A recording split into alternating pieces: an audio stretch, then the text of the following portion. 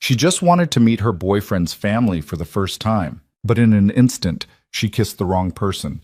And that man wasn't Luca. It was his twin brother, Damien DeLorenzo, the heir to Chicago's darkest underworld empire. A mistaken kiss. One glance enough to destroy everything. And the scariest thing wasn't the mistake itself, but the fact that her heart wouldn't stop racing afterward. This is the story of a woman caught between two worlds, safety and real life. Like and comment the city you're watching in so I know how far this story has progressed. Don't leave, because what happens next will change everything. The rain came in sideways off Lake Michigan that evening, the kind that didn't fall so much as a salt. Sheets of it driving hard against the glass facades of downtown Chicago, blurring the skyline into something impressionistic and cold. Sienna Vale stood 52 floors up inside the gutted shell of what would eventually become the most expensive private residence in the city's history. Her boots crunching over plywood sheeting laid across bare concrete, her hair pulled back in a knot that had started neat around 7 that morning and had since unraveled into something honest. She was holding a fabric swatch in one hand and her phone in the other. The fabric was a Belgian linen in slate gray, the exact right color for the main living area, understated but expensive in a way that announced itself quietly. The phone had 17 unread messages. She hadn't opened any of them.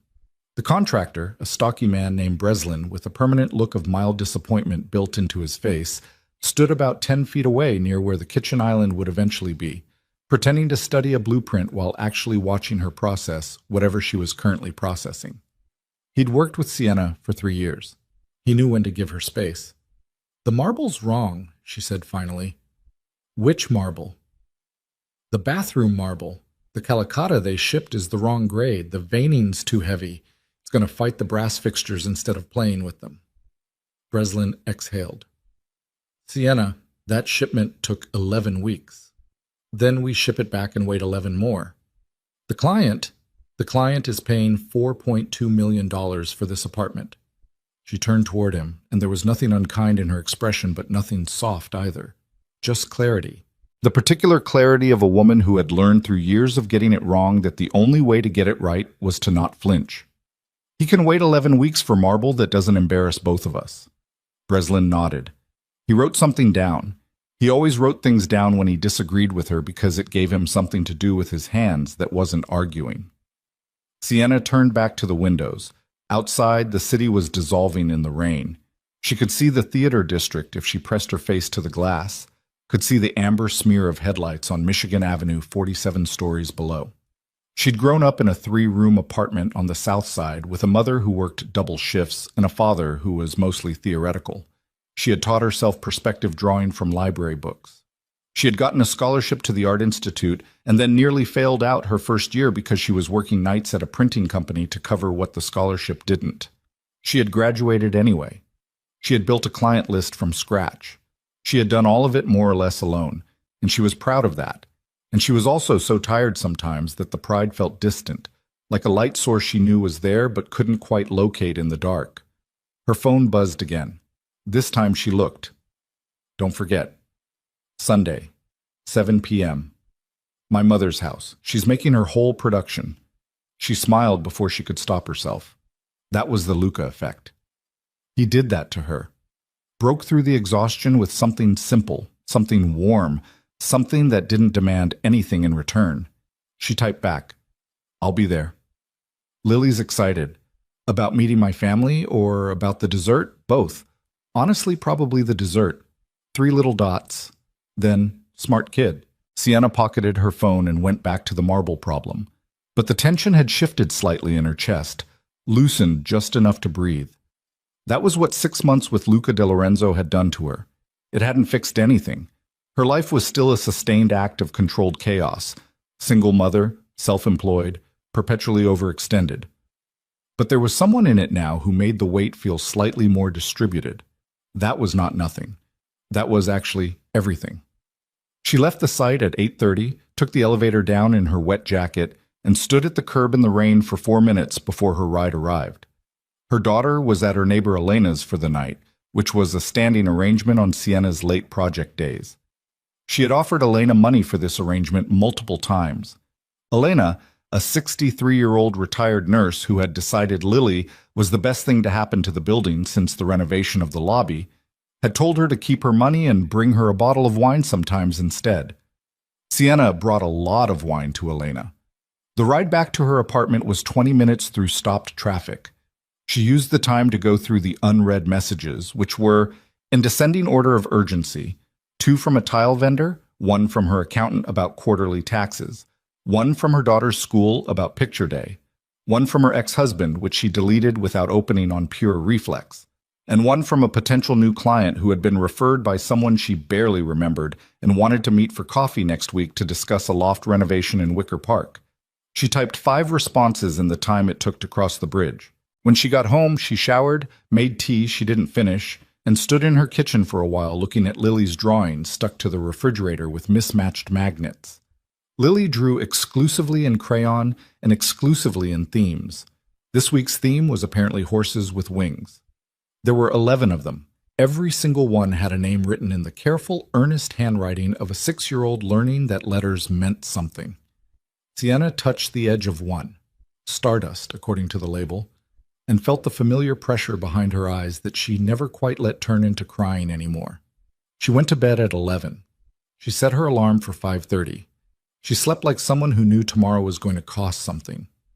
Sunday came with the kind of late October clarity that Chicago occasionally produced, as if apologizing for all the rain, cold and bright, the sky scrubbed clean, the lake a flat, hard blue. Lily wore her good sweater, the navy one with the small embroidered flowers on the collar that she normally resisted in favor of anything with a cartoon animal on it without being asked. She had been vibrating with low-grade excitement since breakfast about meeting Luca's family and had consumed her pancakes in approximately 4 minutes, which was some kind of personal record. "Will there be a dog?" she asked from the back seat. "I don't know," Sienna said. "Can we ask if there's a dog?" "We can't lead with that." "Why not?" "Because we're meeting people for the first time and we have to act like people." Lily considered this with the focused gravity of a child encountering an unjust social convention. "What if the dog is there and we can see it, but we're not allowed to ask about it?" "Then we admire it politely and wait." "That seems hard." "It is," Sienna said. "Welcome to adult life." Luca had offered to pick them up, but she'd taken her own car. That was the kind of small autonomy she protected without being entirely conscious of it. The ability to leave when she needed to not depend on someone else's timing. Old habit, born from years of needing to be able to move fast and on her own terms. The DiLorenzo estate sat on 3 acres outside the city proper, approached by a private drive lined with oak trees old enough to have seen multiple generations of the family come and go. The house itself was not what Sienna had expected, which was something fortress-like and cold. It was instead enormous but not aggressive. Limestone facade, wide front steps, warm light in every window.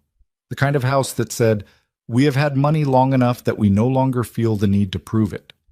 Luca met them in the driveway. He was wearing a sweater she'd picked out for his birthday, and he looked relaxed and happy to see them and slightly nervous in the way a person is when they care what happens next. He crouched immediately when Lily barreled toward him, caught her with the ease of someone who had been doing this for months, and said something about possibly seeing a cat inside, which caused Lily to make a sound that Sienna could only describe as operational. "You look beautiful," he said to Sienna over Lily's head. "You look nervous," she said. "I am nervous. My family is a lot." "How much is a lot?" "My mother has been cooking since Thursday," he said. "And my aunt has opinions about everything. She means well. She's going to ask you things." "What kind of things?"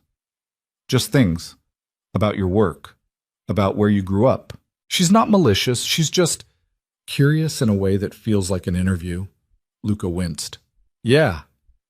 "I've handled worse," Sienna said, and she meant it, and he knew she meant it, and that seemed to settle something in him. They went inside. The house was warm and loud in the way only a large family gathering can be. Overlapping voices, something roasting in the kitchen, a television somewhere playing a game with the volume too high.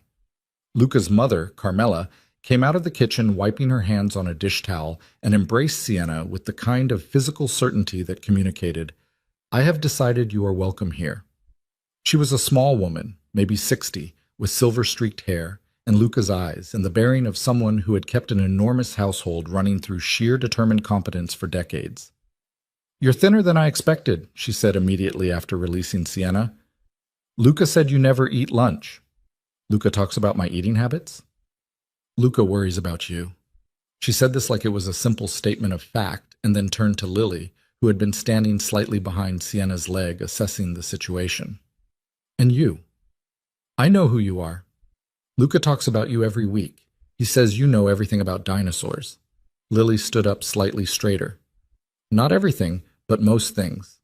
Carmela appeared delighted. "Good. Sit next to me at dinner and tell me all of it." Lily looked up at Sienna with an expression that clearly communicated, "I like this woman." Sienna exhaled something she had been holding since the driveway.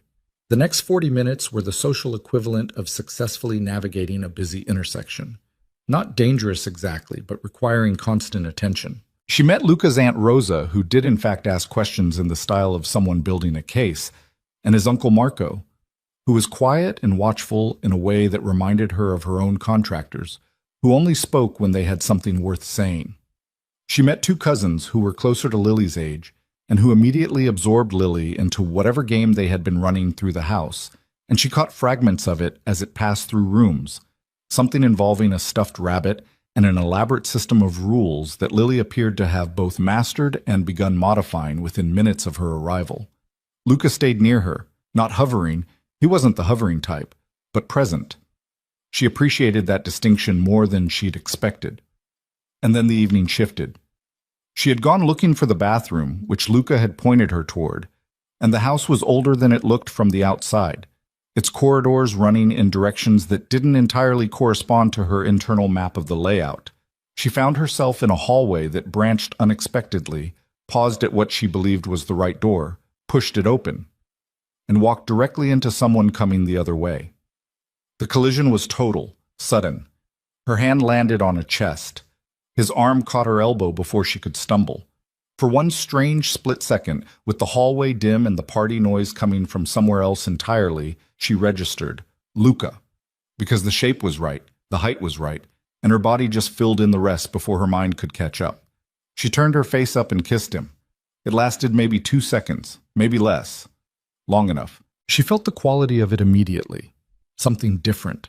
Something not quite right, in the specific way the wrong note sounds, almost like the right note.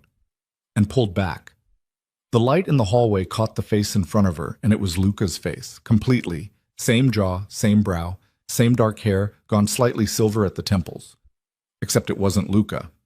The man who hadn't moved, hadn't stepped back, hadn't done anything except return the kiss with a calm that was somehow more disturbing than any reaction would have been, watched her with dark eyes that held a particular quality she didn't have a word for yet. Not surprise. Not amusement, exactly. Something older than amusement. Something that looked like a man watching something confirm what he had already suspected. "Wrong brother," he said. His voice was lower than Luca's, not dramatically so, just underneath it somewhere. Sienna stepped back. Her spine found the opposite wall. "I thought—" She stopped. There was nothing worth finishing that sentence with. "I know what you thought." He didn't move. He was wearing a dark jacket, no tie, and he held a glass of whiskey in his right hand that hadn't spilled despite everything. He looked at her with an unhurried attention that made her suddenly conscious of her own breathing, which had gone shallow in a way she didn't like. "You're Sienna." It wasn't a question. "And you're Damien?" He extended the hand that wasn't holding the glass. A formal handshake, offered after a kiss. The absurdity of it was precise and deliberate. Luca's brother. She didn't take the hand. She was aware of this as a choice she was making and the possible rudeness of it, and chose it anyway. "He told me he had a twin." "Did he tell you anything else?" "Not much." Damien considered this. His expression didn't shift in any meaningful way. He looked like a man who had learned to keep his face a controlled surface a long time ago and had become so practiced at it that she couldn't tell if anything lived underneath or if the control just went all the way down. "That sounds about right," he said. She pushed off the wall. Her legs were steady, which she was grateful for because the rest of her felt like she'd put her hand on a live wire. "I'm going to go find the bathroom now." "It's the door on the left," Damien said. "Not the right." She turned toward the door on the left. Behind her, she heard him move. Not pursuing, just continuing wherever he had been going before she'd walked into him. The sound of his footsteps on the hardwood floor faded into the noise of the party. Sienna stood in the bathroom with the door locked for about 2 minutes. She ran cold water over her wrists. She looked at her own face in the mirror and made an accounting of herself. Intact, composed, embarrassed in a way that would fade with time, not doing the thing her body was trying to do, which was admit that something had happened in those 2 seconds that she didn't know what to do with. She dried her hands. She went back to the party. Dinner was elaborate and loud, and Carmela served enough food for twice as many people in the way of a woman who measured love through abundance.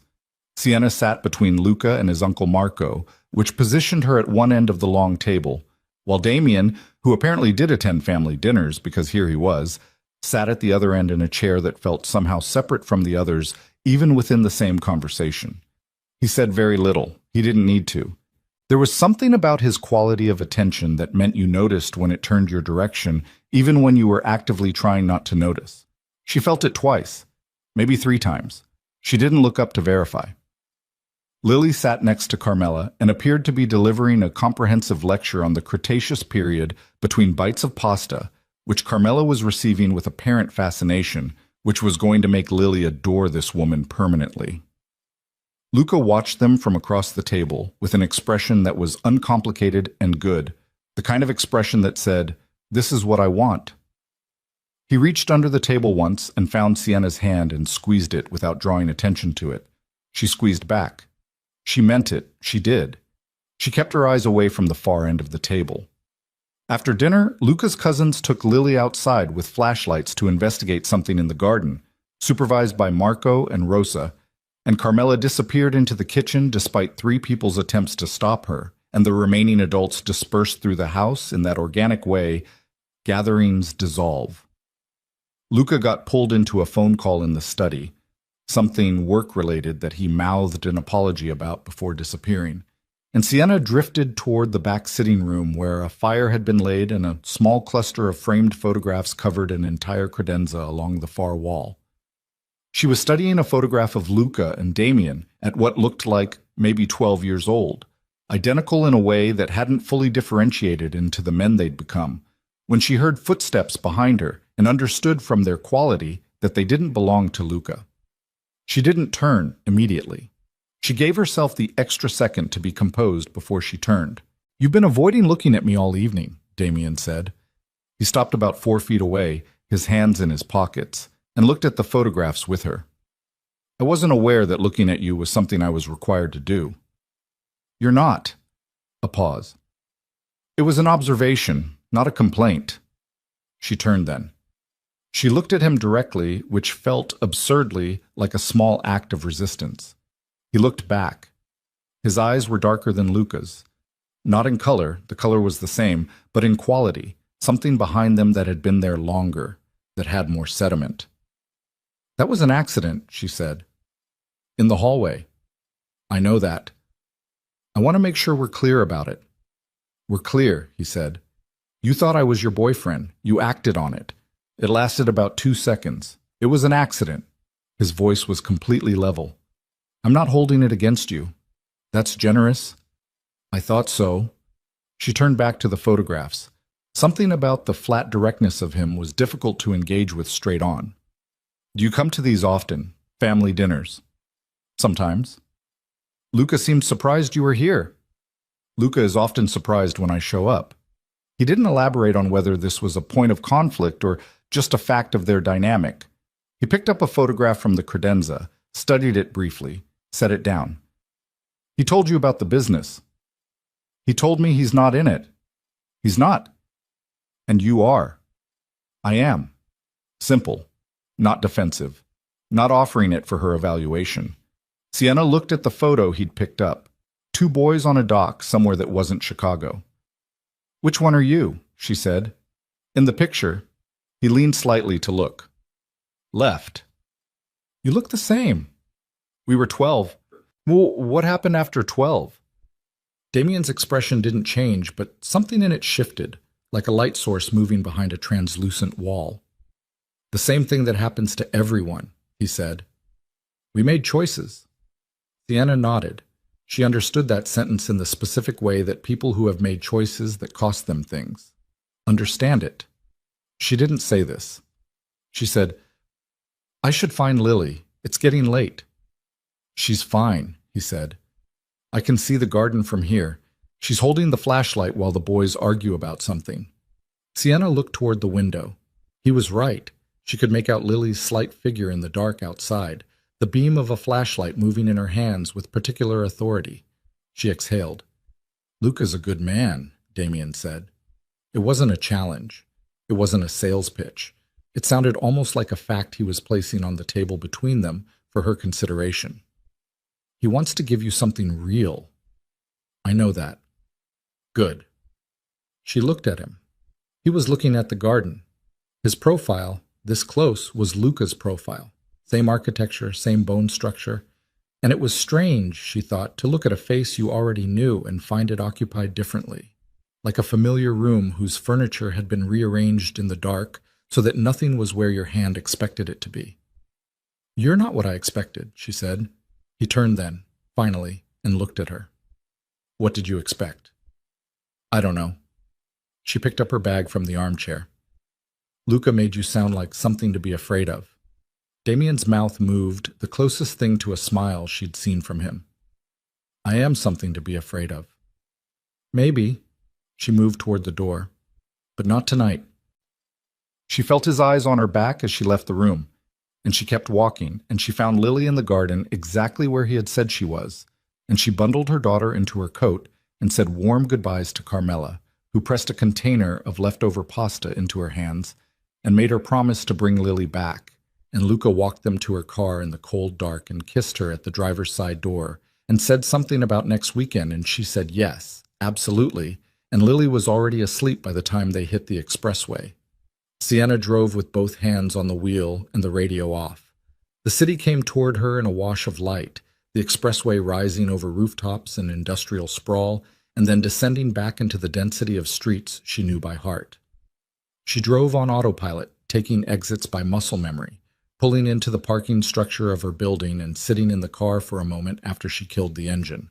The hallway, the 2 seconds, the quality of his stillness. Wrong brother.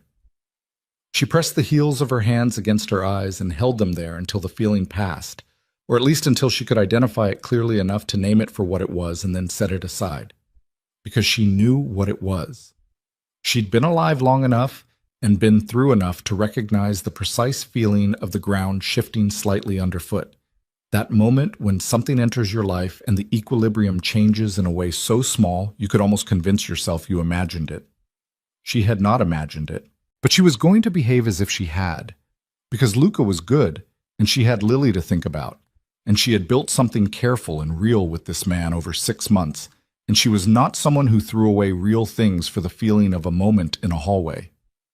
She got Lily out of the back seat without waking her, carried her daughter's warm sleeping weight up 2 flights of stairs, laid her in bed and pulled the blanket up, stood there for a minute, watching her breathe in the dark. Then she went to her own room and sat on the edge of the bed and stared at the floor for a while. Her phone lit up on the nightstand. Luca. Get home okay? She typed back, yes, Lily's asleep already. Tonight was really good. Yeah? Your mom is wonderful. Don't tell her that. She'll never let you leave. Too late. I already told her. A pause, longer than usual. Then, I'm glad you came tonight. I've been wanting you to meet everyone for a while. She looked at those words. She thought about the man at the other end of the dinner table who had said almost nothing and taken up an enormous amount of space. She thought about a photograph of 2 boys on a dock and the word choices and the flatness with which it had been said. She typed, I'm glad too. Sleep well. She put the phone face down on the nightstand.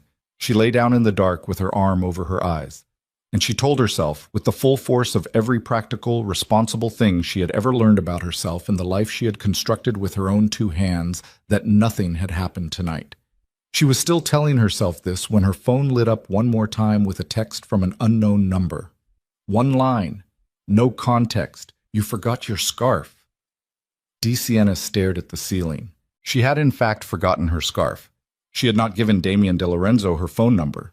She lay there in the dark, counting her heartbeats until they slowed, and they did slow eventually, but it took longer than it should have.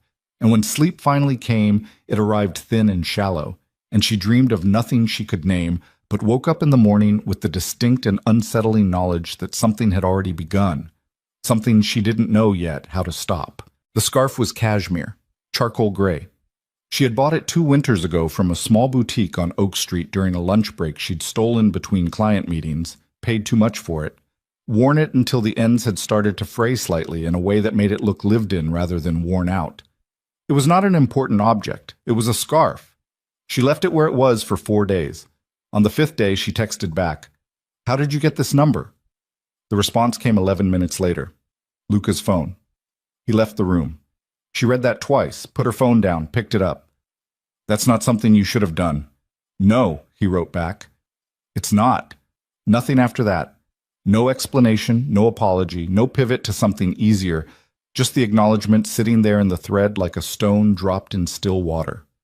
Sienna stared at it for a long moment and then did what she had been doing for 4 days, which was make a deliberate choice to not follow the ripple outward to wherever it was going.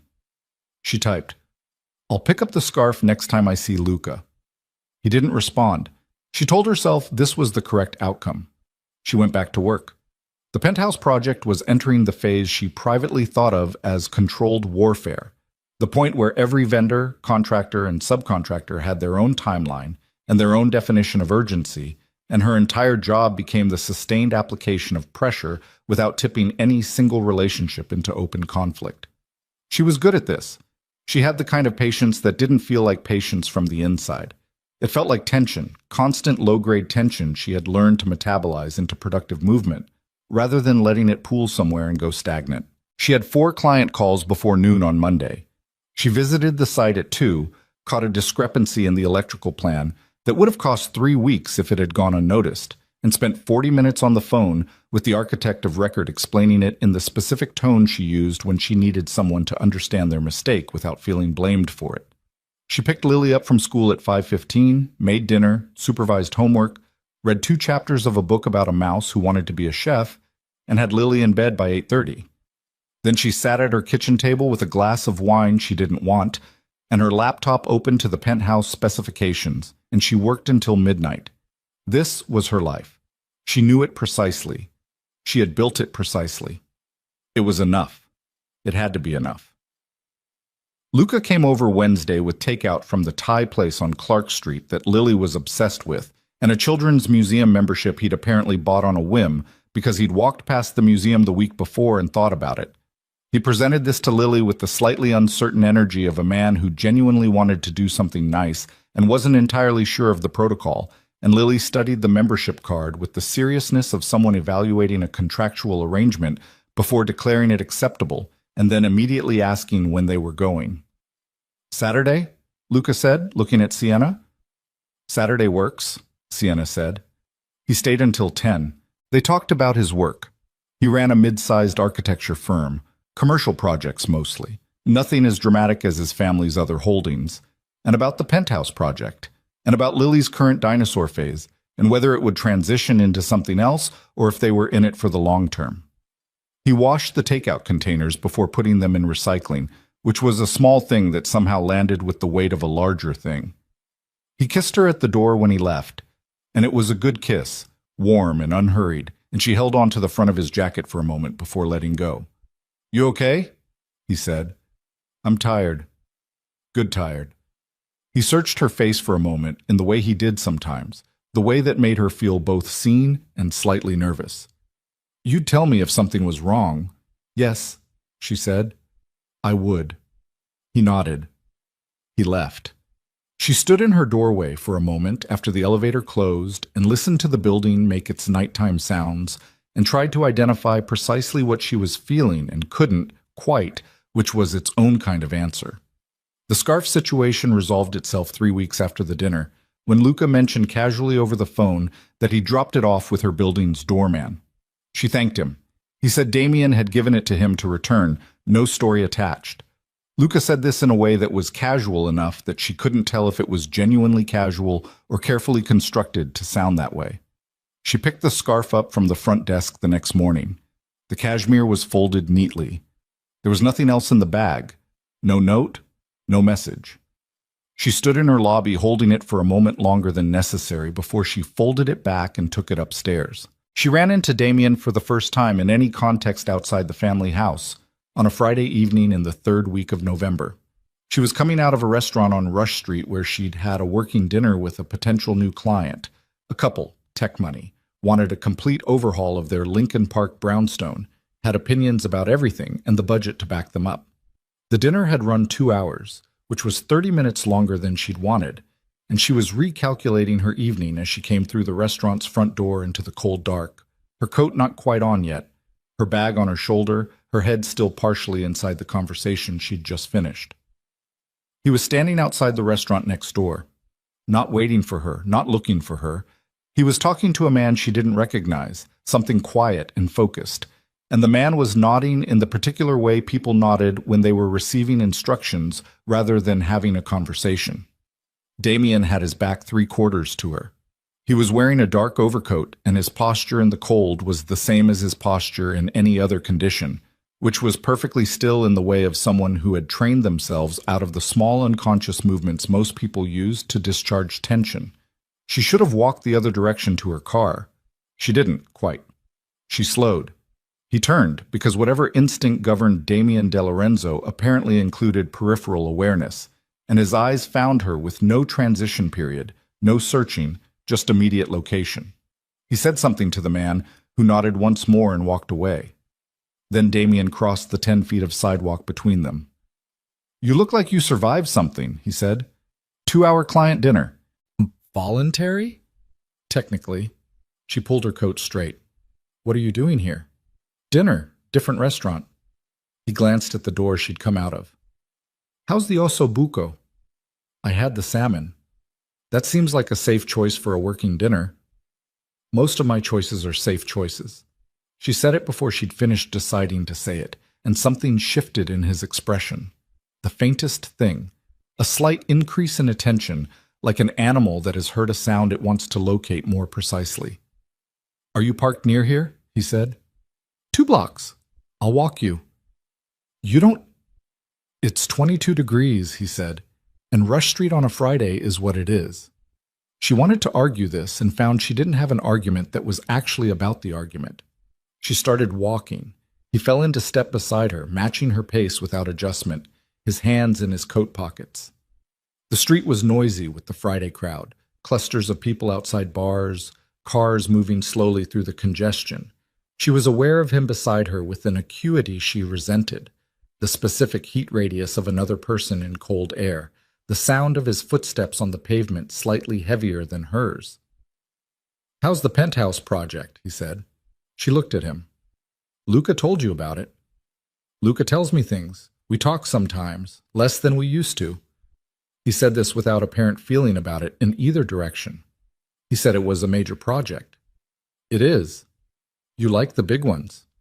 "I like problems with solutions," she said. "Big projects just have more of both."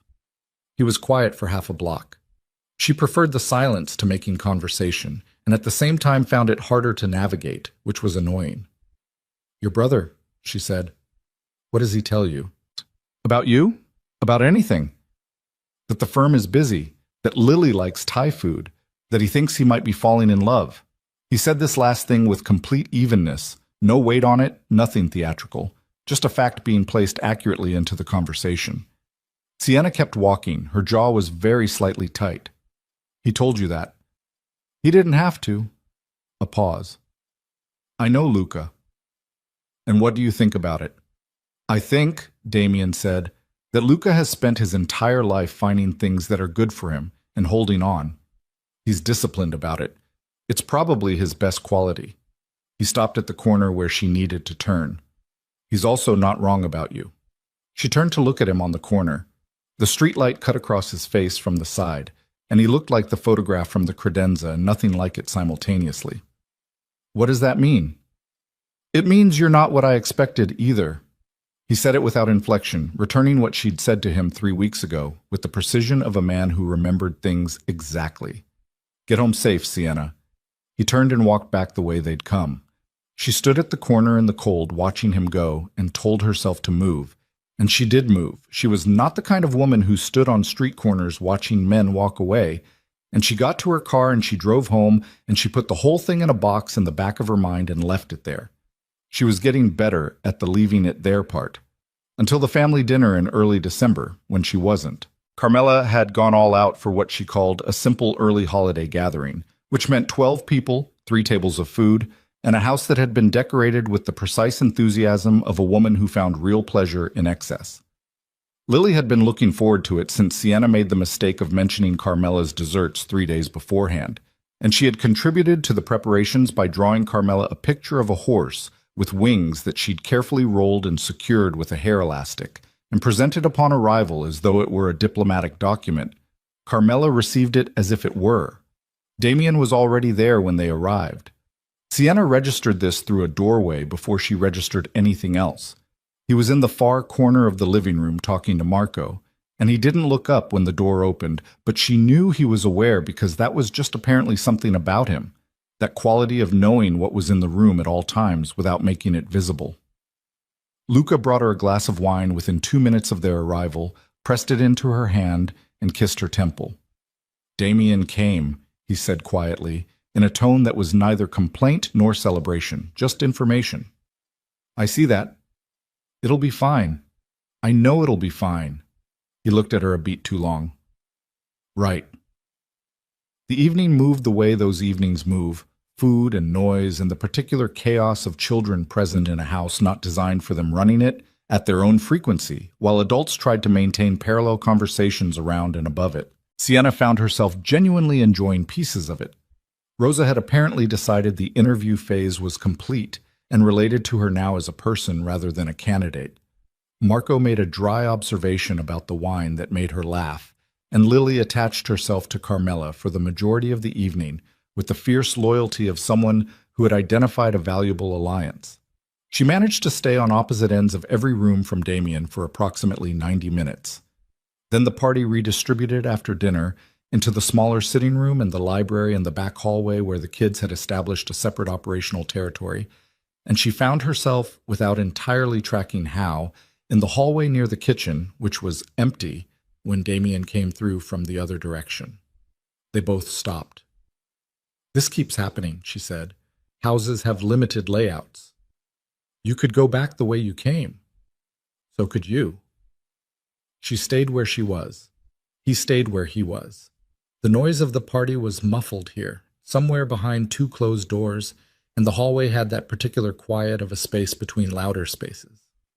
The kitchen smelled like butter and garlic and something sweet from the desserts Carmela was constructing. Luca told me you warned him, Damien said, about talking to me.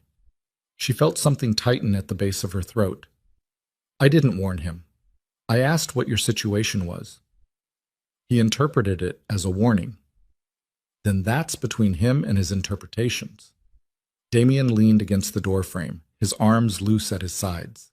He wasn't crowding her. There was 6 feet of hallway between them, but she felt the proximity of his attention in a way that was not about physical distance. What did you want to know about my situation? I wanted to understand what I walked into, that family dinner, what your family does. You already know what my family does. I know the outline, she said. I don't know the specifics, and I'm not asking for them. I'm asking... She stopped. She recalibrated. I have a child. When I look at a situation, I factor her into it. That's not a character flaw. I didn't say it was. His voice was completely level. What is it you want to know? Are you dangerous? Silence. Just long enough to be honest rather than calculated. Yes, he said. She nodded. She had expected that answer and had not expected how it would land anyway, directly, without softening, hitting something in her chest that was not fear exactly, but was adjacent to it in a way she couldn't fully separate. To people in my position. No. Equally direct. Not to Luca's people, not to anyone he... A slight pause. Not to you. You say that. I do. And I'm supposed to take that at face value. You're supposed to decide what you take at face value, he said. I can't make that decision for you. I wouldn't try. She looked at him for a moment in the quiet hallway, with the party noise bleeding through the walls around them. He looked back. He did not look away, did not manage the moment, did not offer her anything easier to hold on to than what was actually there. You know, she said, most people, when they want someone to trust them, try a little harder. Most people, he said, want something in return for trying harder. A pause that had weight in it. I don't want anything from you. She felt the sentence do something to her equilibrium that she immediately moved to correct. Good, she said. Then we understand each other. She stepped past him through the doorway. She rejoined the party.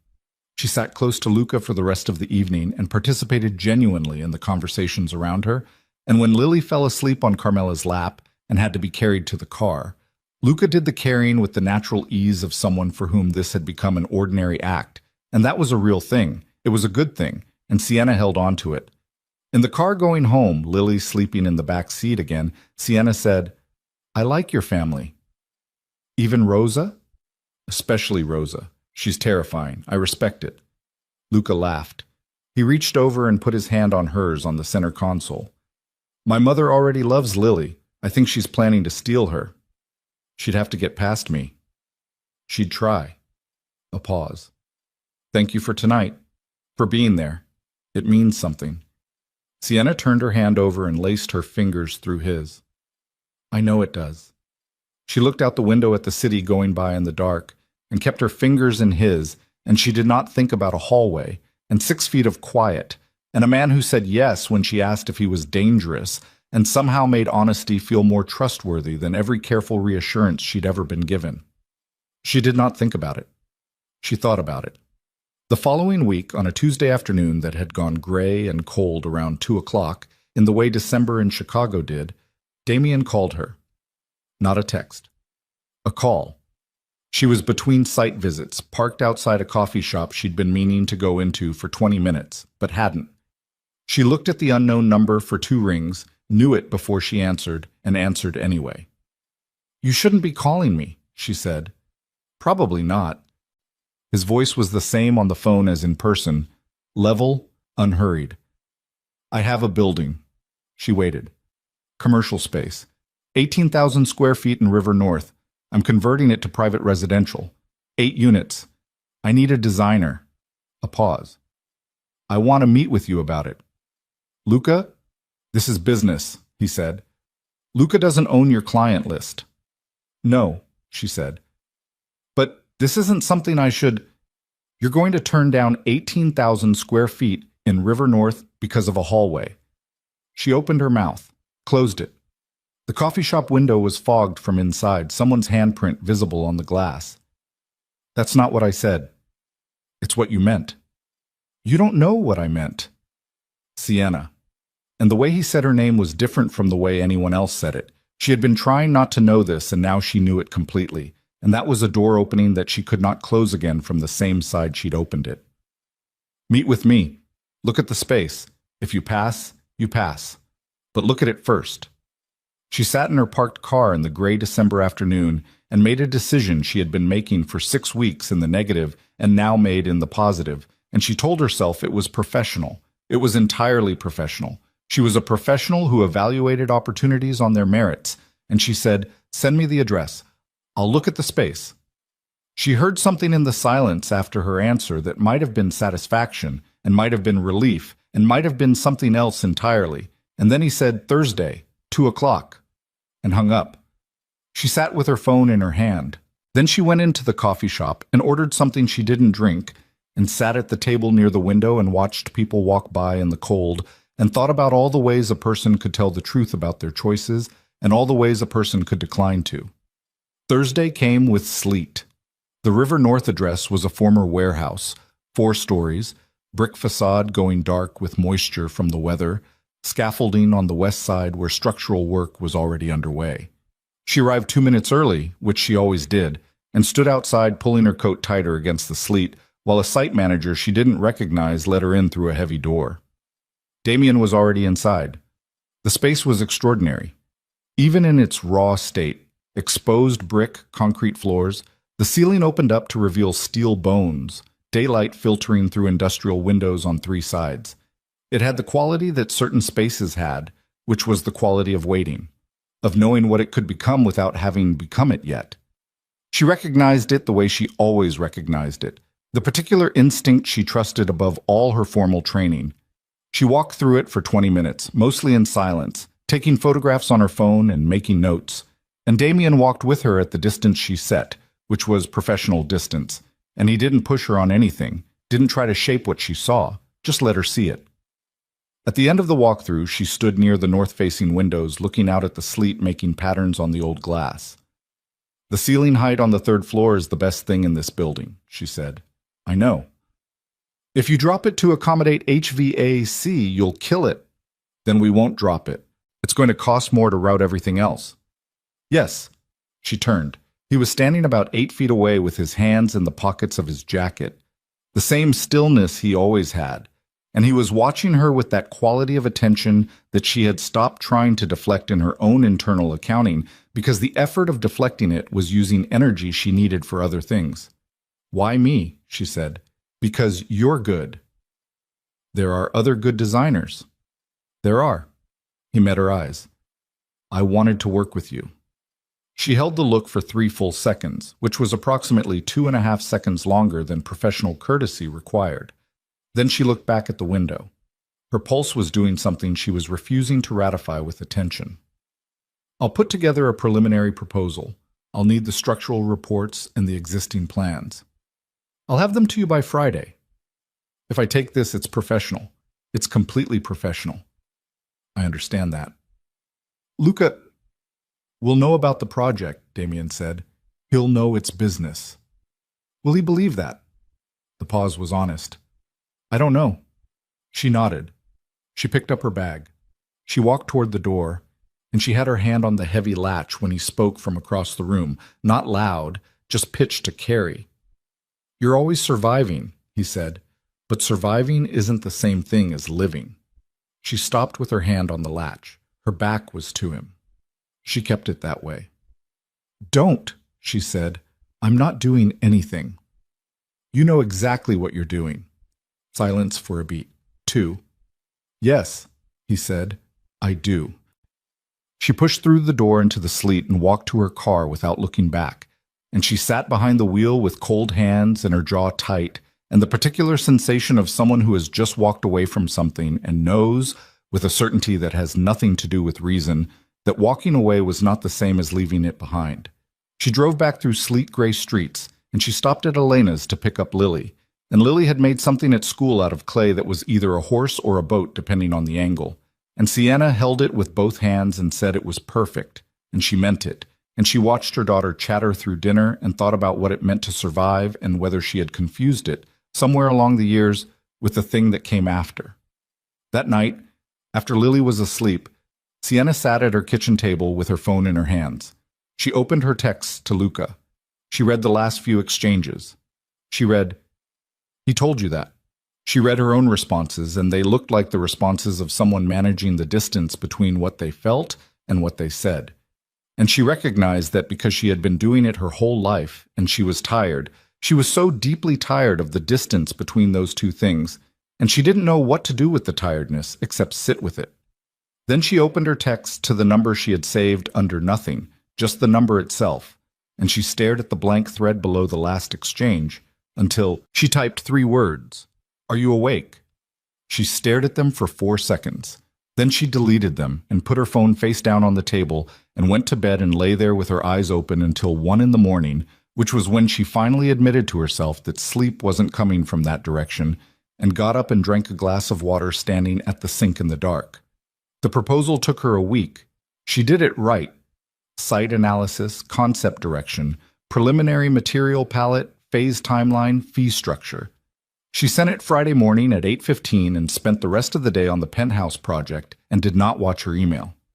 At 4:47, he replied with 2 sentences. "The proposal is accepted. When can you start?" She called Luca that evening. She told him about the project before he could hear about it another way. She kept her voice even and her phrasing professional. River North conversion, 18,000 square feet, significant commission, good for the firm's portfolio in the commercial to residential segment. She said Damien's name once, at the beginning, and then referred to him as the client for the rest of the conversation. Luca was quiet for most of it. When she finished, he said, "He called you directly." "Yes." "He didn't mention it to me." "It's a business arrangement. He doesn't need to run his projects by you." Sienna. His voice had changed. Not angry. Luca rarely went to anger directly. He went through something quieter first, something more controlled. "This isn't about the project. I know what it's about." "Do you?" She sat on the edge of her bed with her free hand flat on her knee. "He offered me a legitimate commission. I evaluated it professionally. I took it. And the rest of it, there is no rest of it." The silence on the line was the particular silence of someone deciding how much they believed what they were hearing. She counted it without meaning to. 4 seconds. 5. "You're sure?" he said. "Yes." "Okay." A breath. "Okay. Then it's a project." "It's a project." "I trust you," he said. The 3 words landed with the precise weight of 3 words that were doing more work than they could comfortably hold. She understood that weight completely. She had put it there. "I know you do," she said. She got off the phone. She sat on her bed in the dark. She didn't move for a while. Work on the River North building began in January, in the specific brutal cold that Chicago reserved for the year's first weeks.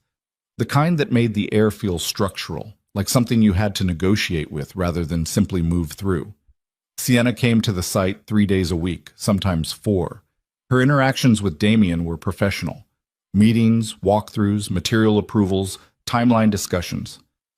He brought decisions fast and without the hand-holding she sometimes had to do with other clients.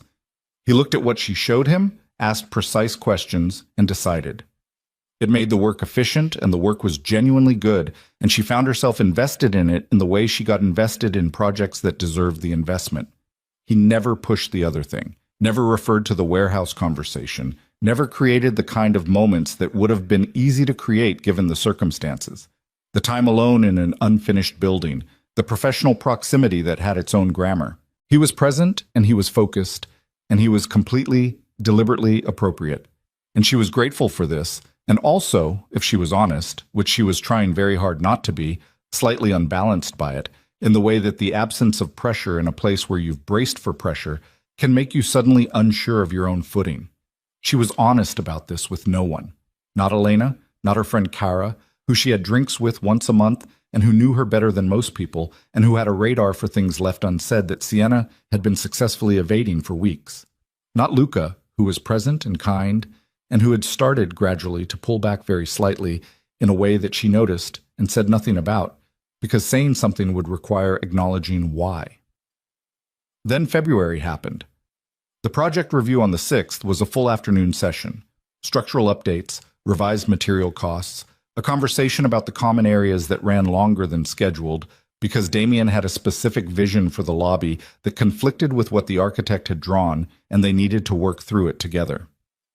She had her drawings spread across the site table in the temporary project office on the 2nd floor, a heated portable unit that smelled like coffee and sawdust, and which was considerably more comfortable than the open building beyond its door. The session ran until 6:30, which was later than she'd planned, and by the end of it they had resolved everything but were also both running on the thin fuel of a long workday. The site manager had left at 6. The remaining crew had followed. The building outside was silent in the way construction sites went silent when empty. Not peaceful, just suspended, holding its breath until the humans came back. She was rolling her drawings when he said, "You've been careful." She didn't look up. "I'm always careful. More careful than usual." "Is that a problem with the project?" "No." A pause. "It's not about the project." She set down the roll. She looked at him across the table. He was standing on the other side with his jacket off, his sleeves pushed up, the fluorescent light of the site office doing nothing particularly flattering to anyone and not mattering. His expression was the controlled surface she had learned to read around the edges rather than at the center. Don't, she said, the same word she'd used in this same conversation 3 months ago. You keep saying that, because you keep starting. I haven't started anything. He held her gaze. I've been professional. I've been appropriate. I've given you the distance you needed, and I've done the work, and I haven't. He stopped, restarted, quieter. I'm not going to pretend I don't know what's happening here, but I'm also not going to be the one who makes it happen. That's not something I'll do to Luca. The air in the office was very still. Then what is this? She said. This conversation. It's honest, he said, which is apparently the one thing no one in this situation is being. She felt heat move through her chest that was not entirely anger, and not entirely the other thing either, but some combustion of both. You think I'm not being honest? I think you're being honest with me. I think you're lying to Luca. The sentence hit her somewhere internal and precise. She didn't answer it because answering it would require confirming or denying it. And she knew, with the same cellular certainty she'd been carrying since December, which answer was true. She picked up her coat. She picked up her bag. I'll send the revised lobby concept by end of week. Sienna. End of week, she said, and walked out into the cold, empty building and threw it to the street. She sat in her car for 10 minutes. Then she drove to Luca's apartment. She had a key. She'd had it for 2 months, given with the specific low-key ceremony of someone who doesn't make speeches about things but means them. She used it now, let herself in, stood in his front hallway, in her coat, with the cold still on her skin. His apartment was lit and warm. He had a lamp on in the living room and something on the stove with a low flame under it, and she could hear him in the kitchen before he heard her come in. Sienna! He appeared in the kitchen doorway, surprised but not unpleasantly. I didn't know you were... I need to tell you something, she said. He looked at her. He went still in that particular way, and she understood that he had been waiting for this conversation in some form, had been waiting for it since November maybe, had built a space for it in the architecture of his patience, and hoped it would never need to be occupied. Okay, he said, quietly. She didn't sit down. She kept her coat on. Nothing has happened. I want to be clear about that. Nothing has happened between your brother and me. Not since the hallway that first night, which was an accident, and you know about that. She kept her voice level and her eyes on him. But there's something that I haven't been telling you about how I feel, and that's not fair to you. The sound from the stove was the only sound in the apartment, a small bubbling, something domestic and ordinary. How you feel, Luca said. I don't know exactly what it is. I'm not... She stopped, started again. I'm not acting on it. I'm not going to act on it. But I know it's there, and I know you deserve to know it's there. Luca moved out of the kitchen doorway.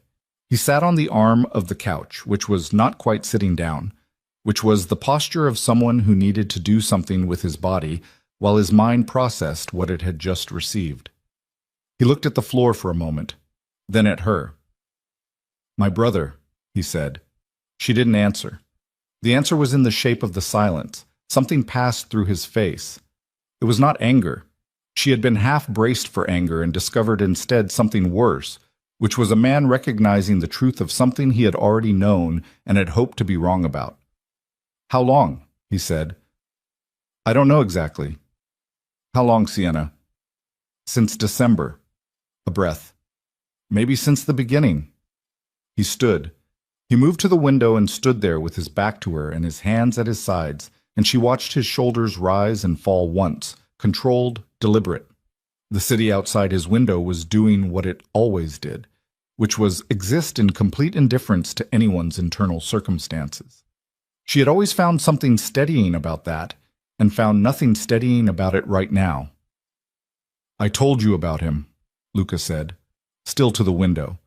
I told you the night I drove you home. I said he doesn't stop once he wants something. He took your number off my phone, Sienna. He turned. His voice had stayed level, but his eyes had not.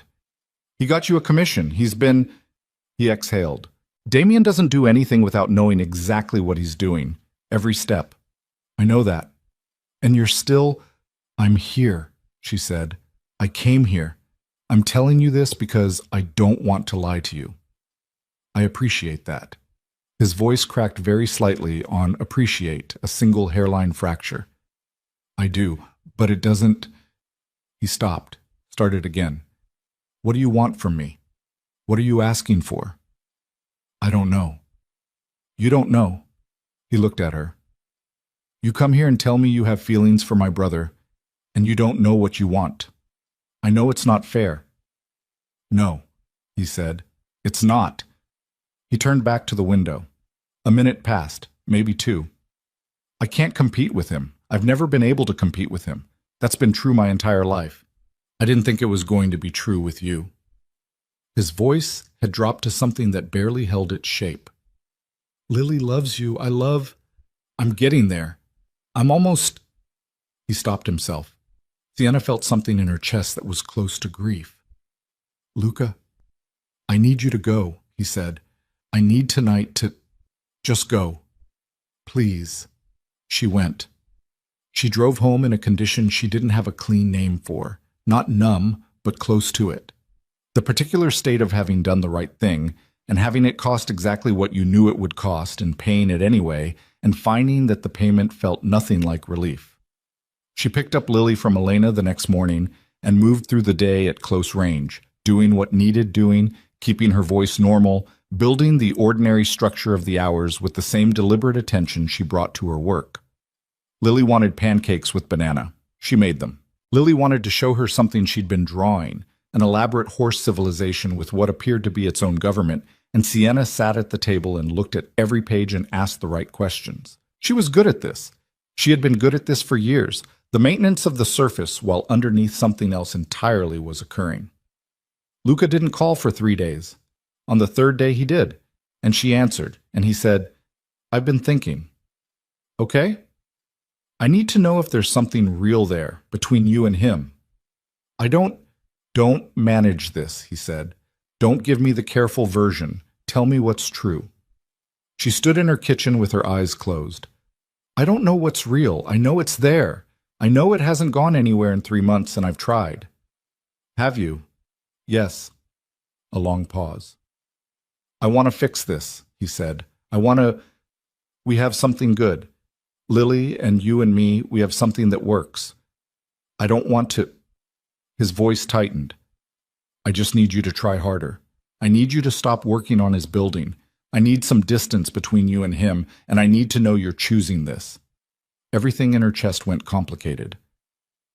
Luca, I'm not giving you an ultimatum. I'm telling you what I need. She understood the distinction and understood that it was thinner than he meant it to be. Okay, she said. Let me think about it. Okay. A breath. Sienna, I meant what I didn't quite say the other night. She understood what he was referencing, the sentence he'd stopped before finishing. I know, she said. I know you did. She got off the phone and sat with the weight of 2 things she couldn't hold simultaneously, what Luca was asking her to choose and what she already knew about her own capacity to make that choice and mean it. These were not compatible pieces of information, and she had been arranging them in different configurations for 3 months trying to find one that worked. She texted Damien that afternoon. Professional, brief. I need to step back from the project. I'll connect you with a colleague who can take it over. I'll send the transition documents this week. He read it. She watched the read receipt appear. He didn't respond. That was worse somehow than a response would have been. She threw herself into the penthouse project with the force of a woman using work as a structural element, which she had done before, and which worked, more or less, for about 2 weeks. The Calicotta marble had finally arrived at the correct grade. The brass fixtures went in.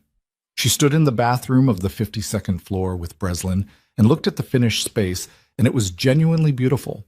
The kind of finished room that made the whole months of difficulty justify themselves. It's good, Breslin said, which from him was a significant statement. It is, she said. She drove home feeling something almost like equilibrium. Then she got a call from a number she didn't recognize, and she answered it because unknown numbers sometimes meant contractors and sometimes meant clients, and she was perpetually 2 missed calls from a problem, and the voice on the other end was a woman, low and even, who said, Ms. Vale, my name is Adrienne Marsh. I'm a journalist with the Tribune. I'm working on a piece about the De Lorenzo family, and I'd like to speak with you about your professional relationship with Damien De Lorenzo. Sienna's hand tightened on the phone. She was stopped at a red light. Outside the window, a man was walking a dog that kept trying to eat something off the sidewalk. I don't have a comment. I understand, but I want to give you the opportunity to speak before the piece publishes because some of the information we have pertains to you directly. What information? A pause, calibrated. We have documentation suggesting that the River North building project isn't simply a residential conversion. The property is connected to a series of LLCs that our financial analysts have been tracking for 14 months. Some of those entities have federal scrutiny attached to them. Another pause. We also have photographs, Ms. Vale, of you at the site, of you and Mr. De Lorenzo together on multiple occasions. The piece, as it currently stands, positions you as a knowing associate. The light went green. She didn't move until the car behind her honked. She pulled over at the first available spot, a fire hydrant, which she registered and didn't care about. I'm not an associate of anything. That may be true, but the photographs without context. What photographs? Site visits, dinner on Rush Street in November, the exterior of his building on a Thursday evening in January. The woman's voice was professionally neutral, the tone of someone delivering information they have organized carefully. Ms. Vale, I want to be fair to you. If you can speak with me about the nature of the relationship, on record or off, it gives us the ability to characterize your involvement accurately. I need to call you back, Sienna said. Of course. I'm on deadline Friday. She got the number and got off the call and sat at the fire hydrant with her hands on the wheel and the engine running and the specific sensation of the ground she had been standing on opening up in a way that made every previous instinct about her own footing feel retrospectively naive. Someone had been watching her, photographing her, building a file on her movements for months, and the building she'd put her professional reputation on, the River North project with its 18,000 square feet and its extraordinary ceiling heights and its materials she had spent weeks selecting, was connected to things she had no knowledge of and no protection from if the story ran the way the journalist had described. Her phone rang. Luca. She let it ring. It stopped. It started again. She answered. I just got a call, us, he said immediately, from a journalist. So did I. A beat. Damien. He said the name like he was pressing on a bruise to measure the depth of it. Something in his holdings. Federal. I don't know any of the details. I came on as a designer. I saw the space. I did the work. I know. His voice was controlled in the way of someone containing something much larger underneath. I know you didn't know. That's not... Sienna, I need to find out what he's into. This is bigger than the Tribune piece. If there's federal attention on those LLCs, it could... He stopped. Lily. She felt the name land. Your name is going to be in this, Luca said, in association with him. Unless what? Unless we get ahead of it. Unless you go on record clarifying your role before the piece runs. And unless... He stopped again. She could hear him working through it. Unless he knows the piece is coming and he can do something about it before Friday. You want me to warn him. I want you to protect yourself. His voice had something in it she hadn't heard before, a thinness, a strain, something that might have been fear in a man who she suspected rarely allowed himself to feel fear. I want Lily's mother's name not to be in a federal investigation story in the Tribune. That's what I want. She looked out the windshield. The street was darkening, the early February dark that arrived before you were ready for it. A woman walked by with 2 grocery bags and a phone pressed to her ear and an expression of total private concentration. I'll talk to him, Sienna said. Luca was silent for a moment. He stopped. Just handle it. She drove to the River North building. The construction site at 7 in the evening was locked and dark, but she had a site key from her time as designer of record, and she used it and went in and stood in the empty ground floor in the dark with her phone flashlight on, and she called Damien. He answered on the second ring. A journalist called me, she said. Adrienne Marsh, Tribune. She says she has photographs. She says the building is connected to LLCs under federal scrutiny. She's running the piece Friday. Silence. Long enough that she thought the call had dropped. Damien? I heard you. His voice was different, not the controlled surface. Something underneath had shifted, moved. Where are you? The building. A beat. Don't move. He arrived in 11 minutes. She tracked this without meaning to. He came in through the same door she had, moving fast. And when her flashlight caught him, his face looked like nothing she'd seen on him before. Not the controlled surface, not the stillness, but something stripped of those things. And what was underneath was a man running calculations at a speed that left no room for the ordinary texture of expression. The photographs, he said. She described them. Exterior shots, Rush Street in November, site visits. Who knew about Rush Street? I don't know, we ran into each other. It was coincidental. Nothing about this is coincidental. He moved through the space, not pacing or saying. He was too controlled for pacing, but repositioning like a man mapping exits. The LLCs. She said federal scrutiny. Yes. He stopped. He looked at her directly. I need you to understand something. Okay? The building is clean, he said. My involvement in it is clean. The LLCs she's referencing are not connected to this project. They're being used to create a connection that doesn't exist on paper through a structure that would take months to disprove in a public forum. She held his gaze. Who's doing it? Someone who wants to create pressure. His jaw was tight. Business pressure, the kind that moves through reputation. My reputation is in this. I know. Lily's mother's name is in this. Something passed through his face. It was brief and it was real. And it was the most human thing she had ever seen on him. I know, he said again. Differently this time. I'm going to fix it. You can fix a Tribune piece by Friday. I can make the specific documentation she's working from disappear from her sourcing, he said flatly. The LLCs, the connection. If the source goes away, the piece loses its legs. She stared at him. Damien, don't ask me how. I'm asking you how. He looked at her for a long moment in the dark, empty building with the ambient city light coming through the industrial windows and her phone flashlight throwing everything at wrong angles. The how, he said slowly, is not something you can know and be outside of this. The sentence settled in the air between them. She understood what it meant, understood it in a way that removed the last layer of the version of Damien she'd been allowing herself to know. The one that operated in a gray space between what she could accept and what she couldn't. What he was describing was not gray. What he was describing was the actual thing he was, laid out without management or softening. You're telling me, she said carefully, that you can make this go away using methods I'm better off not knowing about. Yes. And if I say no, if I say let the piece run, then your name is in the story, your firm's name. Photographs of you associated with a man under investigation, even if the investigation is fabricated, even if it falls apart in 6 months. 6 months in your industry. He stopped. He didn't finish the sentence because he didn't need to. 6 months in her industry was a career. Was the client list she'd built for a decade? Was the stable life she had built for Lily from scratch with her own hands out of nothing? And Luca, she said. Damien's face changed again. A fractional thing. What about him?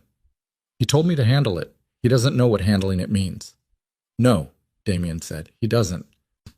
She looked at him across the dark floor of the building that was hers for 6 weeks and then wasn't, and that was beautiful in its bones regardless of everything it had cost her to be standing in it. She looked at the man who had taken her number off his brother's phone and offered her 18,000 square feet and told her she was surviving instead of living and been right about all of it, including the parts she wished he'd been wrong about. If you do this, she said, whatever this is, I can't pretend I don't know that you did it. No. And that changes what I know about you, concretely, not theoretically. Yes. Is that what you want? He said nothing for a long moment. The building breathed around them. Somewhere outside, traffic. Somewhere above, wind against old glass. What I want, he said finally, his voice low and stripped of the last of the professional distance they had been maintaining, "has nothing to do with what I'm going to do. What I'm going to do is make sure your name stays out of a story that was designed to hurt someone else and found you in the middle of it by accident." He paused. "What happens after that is whatever you decide it is." She held that. She stood in the dark building and she held that sentence, and she thought about Luca saying, "I trust you with the weight of something too large for 3 words to carry." And she thought about Lily asleep in her apartment with her crayon horses. And she thought about what it meant to choose, what it had always meant, what her whole life had been constructed on top of. And she said, "Do it." The words were barely sound, but they were there, in the air between them, and he heard them, and something in his face acknowledged them with the gravity they deserved. And she understood in that moment, with absolute and irreversible clarity, that she had just crossed a line she could not uncross. She drove home through streets that felt like someone else's city, parked in her building's garage, sat in the car until her hands stopped being cold, and then went upstairs and checked on Lily and stood in the doorway of her daughter's room for longer than she needed to, watching the slow rise and fall of breathing under the covers, the crayon horse drawings on the wall casting faint shadows in the nightlight. She did not sleep. At 2:14 in the morning, her phone lit up. "Damien, it's done." 2 words, no elaboration. She stared at them and put the phone face down and lay on her back with her eyes on the ceiling until the alarm went off at 5:30. The Tribune piece never ran. Adrienne Marsh sent a brief email Thursday afternoon. "We've decided not to proceed with the story at this time. Thank you for your time." No explanation, no follow-up. Just the clean, administrative sound of a door closing on something that had been built to hurt someone and had been quietly, efficiently dismantled before it could. Sienna read the email 3 times. Then she made coffee she could actually taste for the first time in 4 days and stood at her kitchen window watching the February morning and understanding with complete clarity what had happened and what it meant and what it said about the man who had made it happen. She didn't tell Luca the details. She told him the piece wasn't running, that it had been sourcing problems, that it had fallen apart on its own. She said this in a level voice, and he received it with a relief that was visible even over the phone, a physical exhale she could hear across the line. "Thank God," he said. She said nothing. "This is over then," he said. "The project, the whole—" A pause. "Can we start over? Can we just restart from somewhere better?" "Luca, I know it's not simple, but I'm asking." She looked at her coffee cup, at the window, at the city going about its morning outside the glass. "Give me some time," she said. "Let me figure out where I am." "Okay." His voice was careful in the way of someone walking on uncertain ground who desperately wants it to hold. "Take the time. I'm not going anywhere." She got off the phone. She texted Damien. The email came. "Thank you."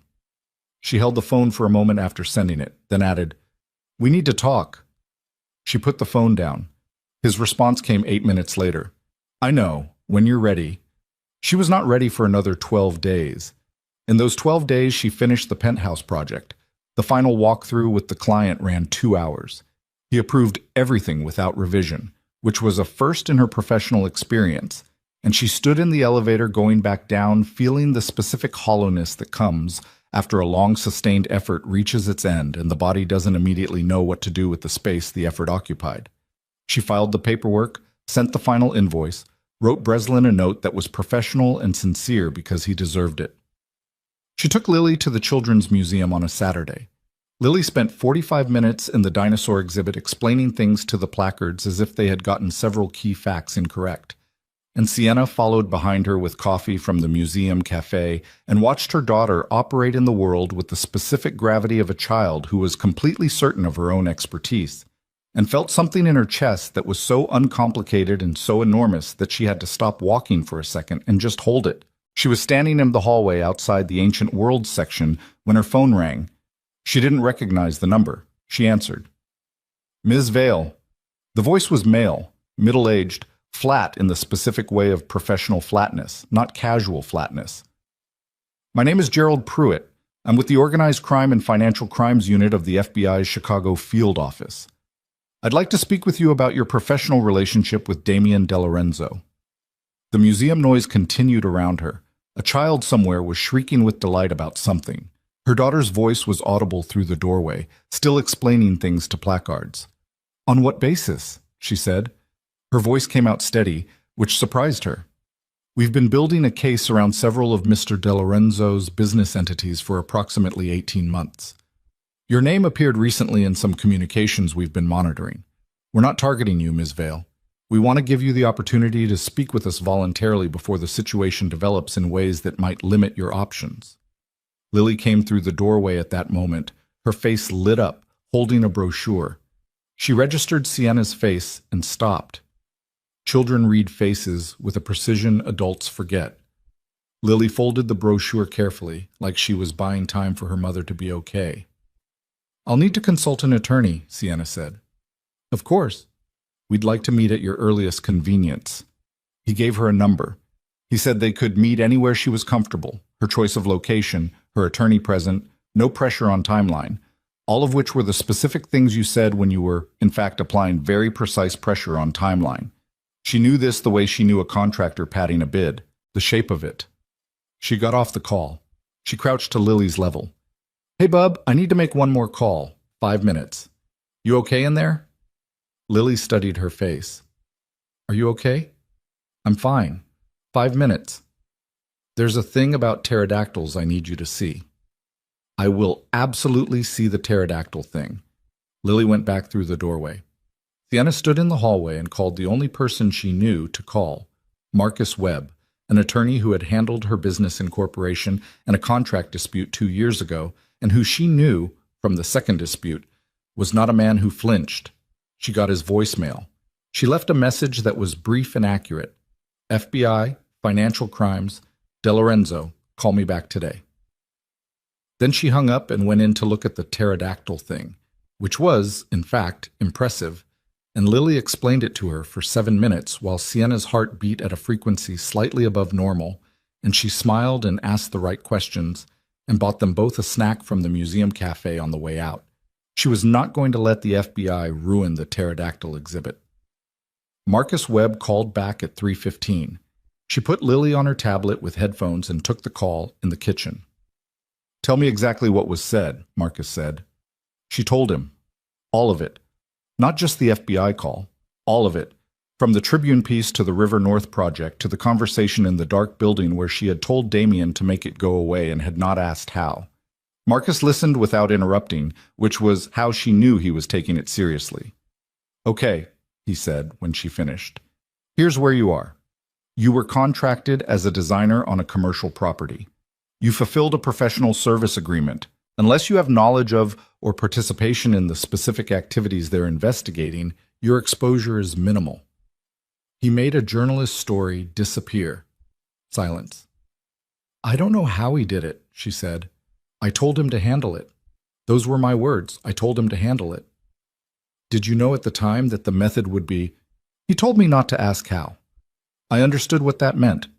Marcus was quiet for 3 seconds. Okay, don't talk to the FBI without me present. I'll reach out to Pruitt tomorrow and arrange a meeting on our terms. In the meantime, don't contact DeLorenzo. Don't text him. Don't call him. Don't see him. Not until we know what they have and what they're building. He needs to know their... He already knows, Marcus said. People like that always know first. Don't contact him. She hung up. She stood in her kitchen with her back against the counter and her eyes on the middle distance and the tablet sounds coming from the living room, Lily watching something at full volume, and she thought about the sentence she had said in a dark building 2 weeks ago. Do it. And how 2 words could sit so quietly in the past and weigh so much in the present. She called Luca. He answered in 1 ring. She said, I need to tell you something. The piece didn't fall apart on its own. The silence was brief and total. Then, come over. She got Elena to sit with Lily. She drove to Luca's apartment. He opened the door before she could knock, and she walked in and stood in his living room, the same room where 2 months ago she had told him about feelings she couldn't account for. And she told him now about the FBI call, and Marcus Webb, and the Tribune piece, and Damien, what Damien had done, what she had told him to do. Luca sat on the couch and listened to all of it without moving. When she finished, the apartment was so quiet she could hear the refrigerator. He put his face in his hands. Not dramatically, just the movement of a man who needed a moment with his eyes covered. "Luca, don't." His voice came out muffled through his hands. Then he lowered them. He looked at her. His eyes were raw in the way of someone running on the energy below exhaustion. "How long have you known about what he actually does?" "I've known what I could handle knowing. I told myself that was enough." "It's not enough." "I know that now." He stood. He moved to the window, the same window he'd stood at before, when he'd said, "Worst part is Lily already adores me," and stood there with his arms crossed against his chest like he was holding something in. "What did the FBI want from you?" "To talk. Voluntarily. Before the situation." She stopped, repeated the agent's phrasing. "Before it develops in ways that limit my options." "They want you to give them something on Damien." She didn't answer that directly. "My attorney is arranging the meeting. And Damien." His voice had an edge on it she hadn't heard before. Not anger, something past anger, something that had been anger long enough to become something harder and colder. "Does he know?" "My attorney said not to contact him." "That's not what I asked." "I don't know what he knows. He has—" She stopped. She wasn't going to say resources in this apartment right now. "He has ways of knowing things." Luca laughed. It was the wrong kind of laugh, the kind that isn't about anything being funny. He turned from the window. "My whole life," he said. "My whole life I watched him be what he is, and I got out of it, and I built something clean, and I actually thought this time—" He stopped. His jaw was tight. "You know what I thought." "I know. And now the FBI is calling you, because of him, because you—" He stopped again, ran a hand over his face. "Did you do it to protect yourself, or did you do it because it was him asking?" The question landed precisely where it was aimed. She held it. She gave it the honesty it deserved. "Both," she said. He nodded, slowly, the nod of a man receiving confirmation of something he had hoped to be wrong about. "Yeah," he said. "Okay. I'm sorry. I know you are." His voice was completely flat now, the flatness of a man who has used all his available affect and found the bottom of it. "I need you to go. Luca, I said it to you before and I meant it then, and I mean it more now." He looked at her. "I need you to go, and I just need this to be whatever it is. I can't keep—" He stopped. A muscle worked in his jaw. "I can't keep doing this to myself." She went. The meeting with the FBI happened on a Wednesday, 2 weeks later, in a conference room in a building in the Loop that looked like every other Loop office building and felt like every other room in which the stakes of your life were calmly evaluated by people holding more information than you. Marcus sat beside her. Agent Pruitt sat across from her with a colleague who was introduced and whose name she immediately could not retain, and for 2.5 hours they went through her professional relationship with Damien DeLorenzo in the specific methodical way of people who already know the answers to most of the questions they're asking. She told the truth. All of it. Within the frame Marcus established. Designer of record, contracted engagement, professional meetings. No knowledge of the specific business structures under investigation. She did not tell them what she had said in the dark building in February. She told herself this was because she didn't know specifically what he had done, which was true. She did not examine this decision too closely. When they finished, Pruitt leaned back and looked at her with the evaluating look of a man deciding how much of what he's hearing is accurate. "Ms. Vale," he said, "Mr. DeLorenzo is under serious investigation. The scope of it is something we can't fully share with you at this time, but your cooperation today is noted and appreciated. If anything further comes to your attention—" He slid a card across the table. "We'd appreciate the contact." She took the card. She put it in her bag. She said thank you and meant nothing by it.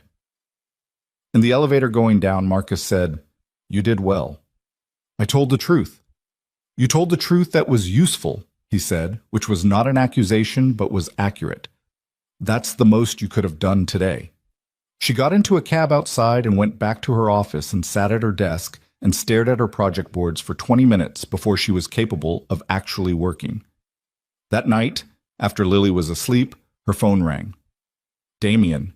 She looked at his name on the screen and she answered it. The FBI came to you, he said. No greeting. Yes. Your attorney handled it. Yes. A pause. I'm sorry. The words came out with a weight that told her he didn't use them easily. This came from a direction I didn't fully anticipate. It shouldn't have reached you. But it did. Yes. A breath. Sienna, how bad is your exposure? My attorney thinks minimal. I was a contractor. I didn't know specifics. You don't know specifics, he said carefully. No, she said. Same careful register. I don't. The silence that followed contained the understanding of two people confirming the shared geography of a line they'd both agreed not to name. Okay, he said. I'll get ahead of the rest of it. The case they're building, he stopped. I have attorneys, good ones. The parts that are legitimate business will hold. The other parts, another stop. I'm handling it. Are you in danger? She said. The pause before his answer was too long. I'm managing it. That's not what I asked. No, he said. It's not. His voice dropped slightly. There are people who don't like what I did to their sourcing. They moved faster than I expected. The Tribune piece was theirs. Something cold moved through her. Who? Not something you should know. Damien. Sienna. His voice was firm in a way that was not unkind. There are things that are mine to carry. This is one of them. What I need to know is that you and Lily are... He stopped. She said, What? He said, I got a report today from the man who handles my security arrangements. His voice was precise now, each word placed. Someone ran your daughter's school schedule, the pickup times, the route from the school to your building. The world went entirely still. What? She said. The word came out at a frequency she didn't recognize. It was a probe, someone checking the parameters of... He stopped. I don't think it escalates to action. It's a message. It's meant to make me aware that they know what matters to me. What matters to you? Her voice cracked on the last word. Lily is 6 years old. I know. And the way he said it, something in it finally cracked open. Some controlled thing giving way. I know she is. That's why I'm telling you. I have people going to the school tomorrow. It won't be visible to Lily or to the staff, but they'll be there. You're putting security on my daughter. She was standing now, in her kitchen, and she didn't know when she'd stood up. Her hand was shaking around the phone. Because of what you do, because of the things you've done, someone is using a 6-year-old as a... Yes, the word was stripped bare. Because of what I am, and I know what that means. Do you? Her voice was shaking now, and she was angry, frightened in a way that converted immediately into anger, the way it always had, the way her body had learned to handle fear by routing it through something that could act. Do you know what it means for me to hear that someone has been watching my child's school schedule? Do you have any... Yes. He said it again, and this time it had something in it that was not defense, and not explanation, and not the controlled surface. It was a man hit with the full weight of a consequence and not deflecting it. I know exactly what it means, and it is mine. This is on me. She pressed her free hand flat on the kitchen counter and made herself breathe. I need you to take Lily somewhere for a week, he said. Somewhere outside the city. You don't get to arrange where my daughter goes. I know that. A beat. I'm asking, not arranging. I'm asking you to take her somewhere safe for the next week while I handle this. What does handling this look like? He didn't answer that. Damien, what does it look like? Like what I do, he said quietly. When someone touches what's mine. She felt the sentence go through her in a way that was complicated. Fear and something else. Something she didn't want to examine. The specific quality of a person learning what kind of protection they've been standing adjacent to all along. We're not yours, she said, but her voice had lost the edge. No, he said, you're not. But he stopped. Something worked in the pause. She's 6 years old. Nobody gets to use a child. Not for me. Not for anything I've ever done or will do. That's a line. Sienna leaned against the counter. Her eyes were burning, and she was not going to cry. She was not in a space for crying right now. She was in a space for clear thinking and practical action, and so she breathed. "My sister," she said. "She's in Milwaukee. Lily loves it there." "Good. I'm not doing this for you." "I know.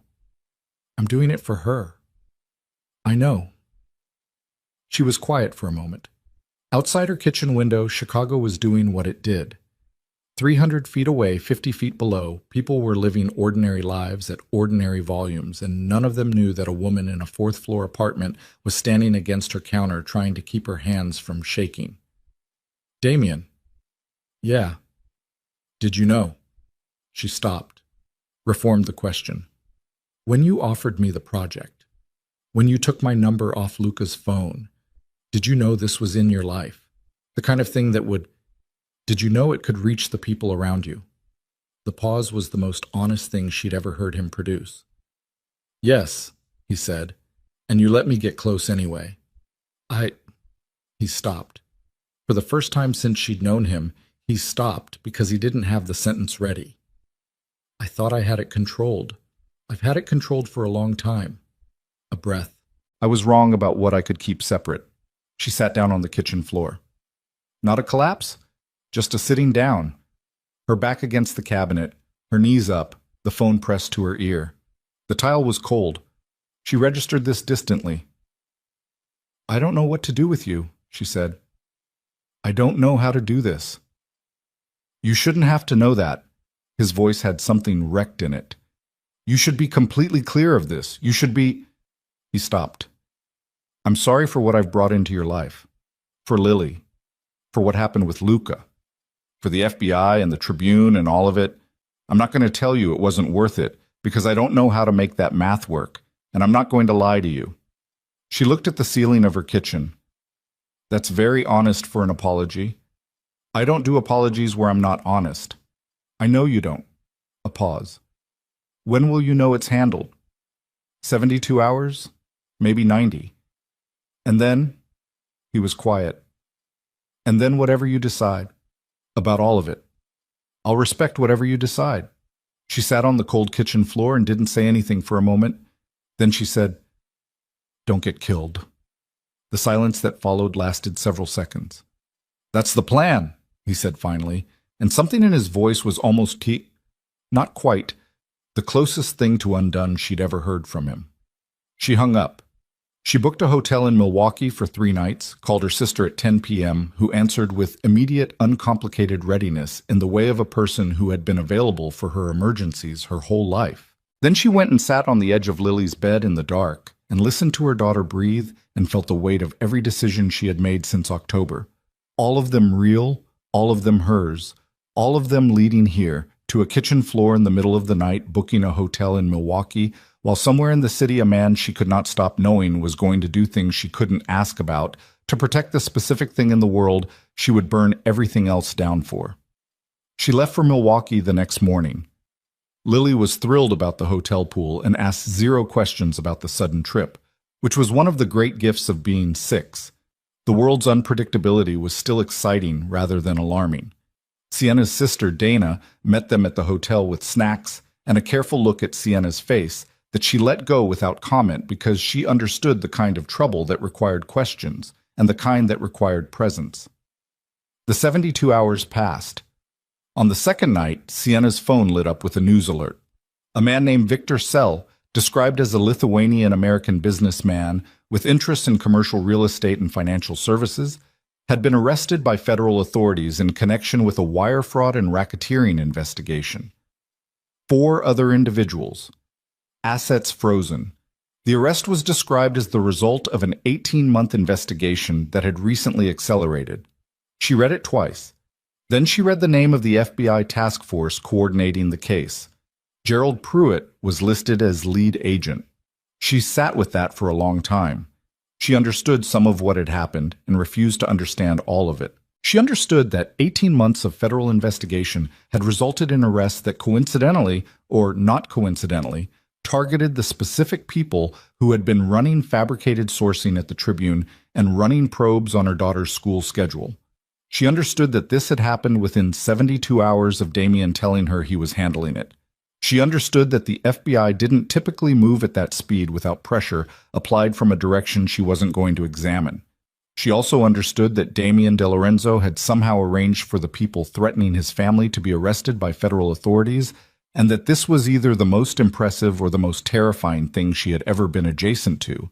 And she was not sure those two things were actually different. Her phone rang. Damien. I saw the news, she said. Okay. You worked with the FBI. A pause. I had information they wanted about Sele, about the operation he was running. I've had it for a while. Another pause. I accelerated the timeline. By giving them what they needed. Yes. And your own case is separate, he said. The financial investigation into my entities, there are legitimate structures, and there are structures that are being cleaned up. It's going to be a long process. But Lily is safe. Yes. No hesitation on that one. None. She looked at the Milwaukee hotel ceiling. Dana had taken Lily to the pool again. She could hear the muffled sound of the hotel from outside the room. Come get us tomorrow, she said. The silence lasted several seconds. Sienna, I don't know what I'm saying yes to. Her voice was steady. I don't know what any of this looks like going forward. I don't know what Luca... She stopped. I know that you kept her safe. I know that you told me the truth, even when it was the worst possible truth. I know... She stopped again. She pressed her eyes closed. I know that I'm done pretending I don't know what I feel, because I am so tired of that. I am so tired. Damien said nothing for a long moment. Then, I'll be there at 9. She put the phone on the nightstand. She lay in the dark listening to the muffled hotel sounds and the distant sound of her daughter's voice from somewhere near the pool, carrying through walls, high and clear and completely unconcerned, and she felt the specific weight of everything she had done and everything she had not done and everything she was choosing now, and she held it, she held all of it, and she did not put it down. At 9 the next morning, she was standing in the hotel parking lot with their bags when the black car pulled in. Damien got out. He looked like a man who had not slept in 4 days, which was probably accurate, and he looked at her across the parking lot, and neither of them moved for a moment, and the morning was cold and clear in the way of early spring, trying to arrive in a city that resisted it. Then Lily came through the hotel door behind Sienna at operational speed, dragging her small rolling bag, and she saw Damien across the parking lot and stopped. She looked at her mother. Sienna nodded. Lily crossed the parking lot at a dead run and hit Damien at the knees, and he caught her, dropped to a crouch the second she reached him, and caught her completely, his arms around her, his face going into her shoulder. And Sienna watched the most feared man in Chicago hold her 6-year-old daughter in a Milwaukee hotel parking lot and felt something in her chest finally give way. Not break. Give way. The difference mattered. Breaking implied destruction. This was something else, the sensation of a structure that had been load-bearing for so long that the body had forgotten what it felt like to exist without the strain, and then the strain releasing, and the discovery that you were still standing. She crossed the parking lot. Damien looked up at her over Lily's shoulder. His eyes were exhausted and dark, and completely unguarded in a way she had never seen on him in any room in any context, and she stood in front of him and he stood with Lily still holding his neck, and they looked at each other in the cold March morning of a Milwaukee hotel parking lot. And there was nothing left between them that was managed or careful or constructed. Let's go home, she said. He nodded. Once. Like the word had hit somewhere it needed to hit. Lily rode in the back seat and narrated the entire drive. The hotel pool, her Aunt Dana's opinions on breakfast foods, a dream she'd had about a pterodactyl who ran a bakery. And Sienna sat in the passenger seat and watched the highway come at them through the windshield and let the sound of her daughter's voice fill the car completely. Damien drove. He said almost nothing. He asked Lily twice about the pterodactyl bakery in a way that suggested he was actually following the internal logic of the dream rather than performing interest. And Lily responded to this with the deepened seriousness of a child whose expertise has been recognized. Chicago appeared on the horizon in the specific way it always appeared from the north. Abrupt and enormous, the skyline cutting up into gray March sky with the confidence of something that had been there long enough to stop justifying itself. Sienna watched it come and thought about all the times she'd watched this city from a distance and understood herself in relation to it, and how that understanding had shifted in the months since October in ways she was still in the process of mapping. The first thing she did when they got back to her apartment was put Lily in the bath and start a load of laundry and make lunch and move through the ordinary architecture of an afternoon at home, because ordinary was what Lily needed, and ordinary was also, she had learned, one of the most underrated forms of courage. Damien stayed. She hadn't invited him to stay and hadn't asked him to leave, and he understood the communication in the space between those two things. And he sat at her kitchen table while she moved around the kitchen and was present without requiring management, which was one of the things she had come to understand about him over the months. That he could be in a room without needing to occupy it, without needing her attention turned toward him. After Lily ate and was installed on the couch with her tablet and her volume at a level that precluded adult conversation, Sienna poured 2 cups of coffee and put one in front of him and sat across the table. "The legal situation," she said. "Your entities. How long?" "The clean structures are already clean. The attorneys have been working on the documentation for 3 months. The federal investigation into the remaining business interests—" He turned his cup in his hands. "Long. A year, maybe 2, before it resolves completely. I'm cooperating on the Sella case. That buys some room. Cooperating. Cell was moving into operations that I won't—" He stopped. Restarted. "There are things I do and things I don't do. Sally was crossing into the second category. I've been building a file on him for 14 months. That's why the FBI moved fast. Yes. You gave them Sella to protect—" She stopped. "To protect several things," he said. "Yes." She looked at him across the kitchen table. The morning light came in from the east-facing window, and it was the ordinary light of a Tuesday morning in March. Not particularly flattering, not particularly dramatic, just light on a table between 2 cups of coffee and 2 people who had been carrying things toward each other for months without fully acknowledging the weight. "What does your life look like?" she said, "going forward, realistically?" "Smaller," he said, "by design. The scale of what I've been running. I've been moving away from it for 2 years. Sella was partly about that. Removing a competitor who didn't want me to move away." He looked at his coffee. "There are legitimate holdings. Real estate, some financial interests that are entirely above board. Enough. More than enough. And the rest. Being unwound." He met her eyes. "That's the truth. It's not finished. It's not going to be finished by next month or next year. But it's the direction." She held that. She turned it over.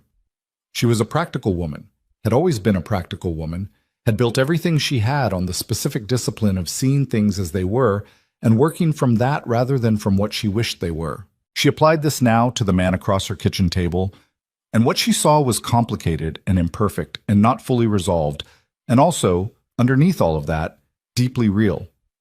"I need you to understand something," she said. "Okay? Lily is everything, it's not a figure of speech. She is the organizing principle of every decision I make. If at any point I believe that being in your life puts her at risk, then you're gone," he said. "Immediately. No hesitation, no wounded ego, no negotiation. And I would never ask you to stay. I need to hear you say that clearly. Her safety is more important than anything I want," he said. "If those things are ever in conflict, there is no conflict. You understand?" She looked at him for a long moment. "Yes," she said finally. "I understand." Lily's tablet produced a burst of sound from the living room.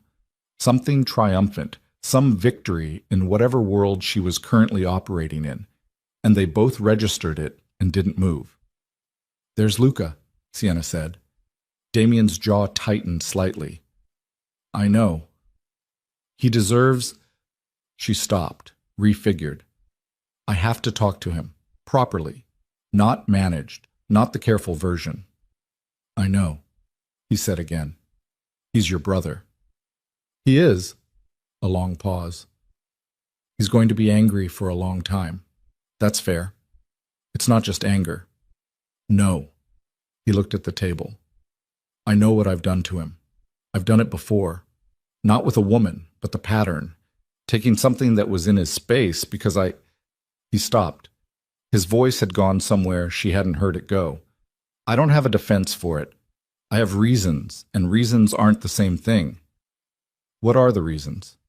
He looked up at her. The controlled surface was completely gone, had been gone since the Milwaukee parking lot, and what was underneath was a man of considerable intelligence and considerable damage, and a capacity for something she still didn't have a clean word for, something that was too large and too indiscriminate to be called ordinary emotion. I looked at you, he said, and I saw someone who had been doing everything alone for so long that alone had become the only mode she knew. And I recognized it. He stopped. That's the whole reason. I recognized it. She didn't answer that immediately. That's not nothing, she said finally. No, he said. It's not. She called Luca the next day. She asked if she could come over, and there was a long pause before he said yes, and she drove to his apartment in the gray mid-morning and rode the elevator up with her hands loose at her sides and made herself breathe at a normal rate. He opened the door in work clothes. He'd taken a call, she could tell, had been at his desk, and stepped back to let her in and went to the kitchen and put the kettle on with the reflexive hospitality of a man who had been raised by a woman who communicated through feeding people. She sat at his counter and watched him move and felt the specific grief of being in a space with someone you have hurt and who has not deserved it. He put a cup of tea in front of her. He didn't sit. He stood on the other side of the counter with his hands flat on it and looked at her. Say what you came to say, he said. I'm sorry, she said. Not the managed version. I am genuinely sorry for what this has cost you. You were... She stopped, kept going. You were good to us. To Lily. You were patient with me in ways I didn't earn, and honest with me in ways I sometimes didn't want. And I repaid all of that by lying to you about what I was feeling, and you didn't deserve that. He looked at the counter. His jaw worked. No, he said. I didn't. I know. A silence settled. She let it. She didn't try to fill it or manage it. Are you with him? Luca said. Still to the counter? I don't know yet what we are. I know that I can't... She stopped. I know I'm done lying to myself about what's there. He nodded, slow. The nod of someone absorbing a thing they already knew was coming, but had hoped somehow wouldn't arrive. He's going to hurt you, he said. Not bitterly, just with the flat conviction of a man who knows the subject. Not on purpose. That's the worst part about Damien. He doesn't mean to be what he is, he just is it. And the people close to him... He stopped. You've already seen some of it. I have. And you're still... I'm going in with my eyes open, she said. That's the only thing I can tell you. I'm not going in blind. He looked up. You went in blind before, with your ex-husband. The sentence landed squarely. She felt it. Yes, she said. I did. This is different. I think so. You think. I know the risks. I know what his life has in it. I've already been inside some of the worst of it. She held his gaze. I'm not 23 years old. I'm not hoping someone will be different than they are. I'm choosing what's actually there. He was quiet for a long time. The kettle had long since boiled, and the tea was cooling in the cups between them, steam gone, just 2 ordinary cups of tea on a Tuesday morning. Lily loves him, he said finally. Yes. Something crossed his face. It was complicated, and she didn't try to name it. She's good at picking people, he said. She picked me fast enough. A pause, and then something in his voice that was grief, and also underneath it, the faint movement of something trying to forgive. She's a good kid, Sienna. I know. You did that. That's... whatever else, you did that. She felt her eyes sting and looked at the counter and waited for it to pass. Take care of her, Luca said. Whatever happens with my brother, whatever that looks like, take care of her first. Always. He picked up his tea. He drank some of it. The gesture was so normal, so domestic, that it hit her differently than anything else had. The intimacy of ordinary things, the ordinary things she had almost had with him, the ordinary things she was choosing to reach for somewhere else. I'm not going to disappear from her life, he said. If that's okay. If you'll let me, I don't need to be anything defined. Just, she likes me. I like her. That's separate from all of this. Sienna looked at him. This was the thing about Luca. The thing that had drawn her in and that she had failed to love properly and that she was going to have to live with. He was good. He was genuinely, fundamentally good in a way that made you want to be better and made you feel the distance between who you were and who you were trying to be. She'd want that, she said. So would I. He nodded. Okay. She left his apartment 20 minutes later and stood in the hallway waiting for the elevator and let the tears come for exactly the length of time it took the elevator to arrive, which was 40 seconds. And then she got in and went down and walked to her car and sat in it for a minute before driving. She had not gotten what she wanted without it costing what it cost. She had not made choices without consequences. She had not emerged from the last 6 months with everything intact. She had emerged with some things broken and some things clarified and some things she was still in the process of understanding. That was the actual shape of it. She made herself see it that way. Spring arrived in the way Chicago springs arrived. Not gently, but in decisive alternating episodes of warmth and cold that eventually resolved in favor of the warmth. The lake changed color. The trees on her street got their leaves back in stages, a tentative green becoming certain. Sienna took 2 new clients in April, a family in Lincoln Square who needed a complete renovation and who had 4 children under 10 and a dog who had eaten a significant portion of their current baseboards, which was the kind of project she liked because it required solving actual problems rather than just making expensive things look expensive. And a restaurant group who wanted a consulting relationship on 3 locations, which was different work from residential, but interesting in the specific way that different work was interesting, which was that it required her to stretch in directions she hadn't stretched before. She hired an assistant, not a firm, not a partner. An assistant, a recent graduate named Petra, who was methodical and asked good questions, and who Sienna caught one afternoon reorganizing the project filing system in a way that was genuinely better than the original system, which was when she knew Petra would stay. The legal process around Damien's business entities proceeded in the slow, paper-heavy way of legal processes. There were months of documentation, attorney calls, filings, reviews. There were mornings when she drove to his attorney's office with him and sat in reception while behind closed doors people discussed things she had partial knowledge of and had made her peace with not fully understanding. There were evenings when she could tell from the set of his shoulders and the way he moved through her apartment that the day had been difficult, and she didn't ask him to explain it. She made dinner and let Lily overwhelm him with the week's drawings and watched the tension drain out of him in the specific, involuntary way that it drained when Lily was explaining something with enough conviction. He had moved some of his things into her apartment by June. Not a declaration, a gradual accumulation, a jacket on the hook by the door, shirts in the closet, a particular brand of coffee he preferred that appeared on the shelf and stayed.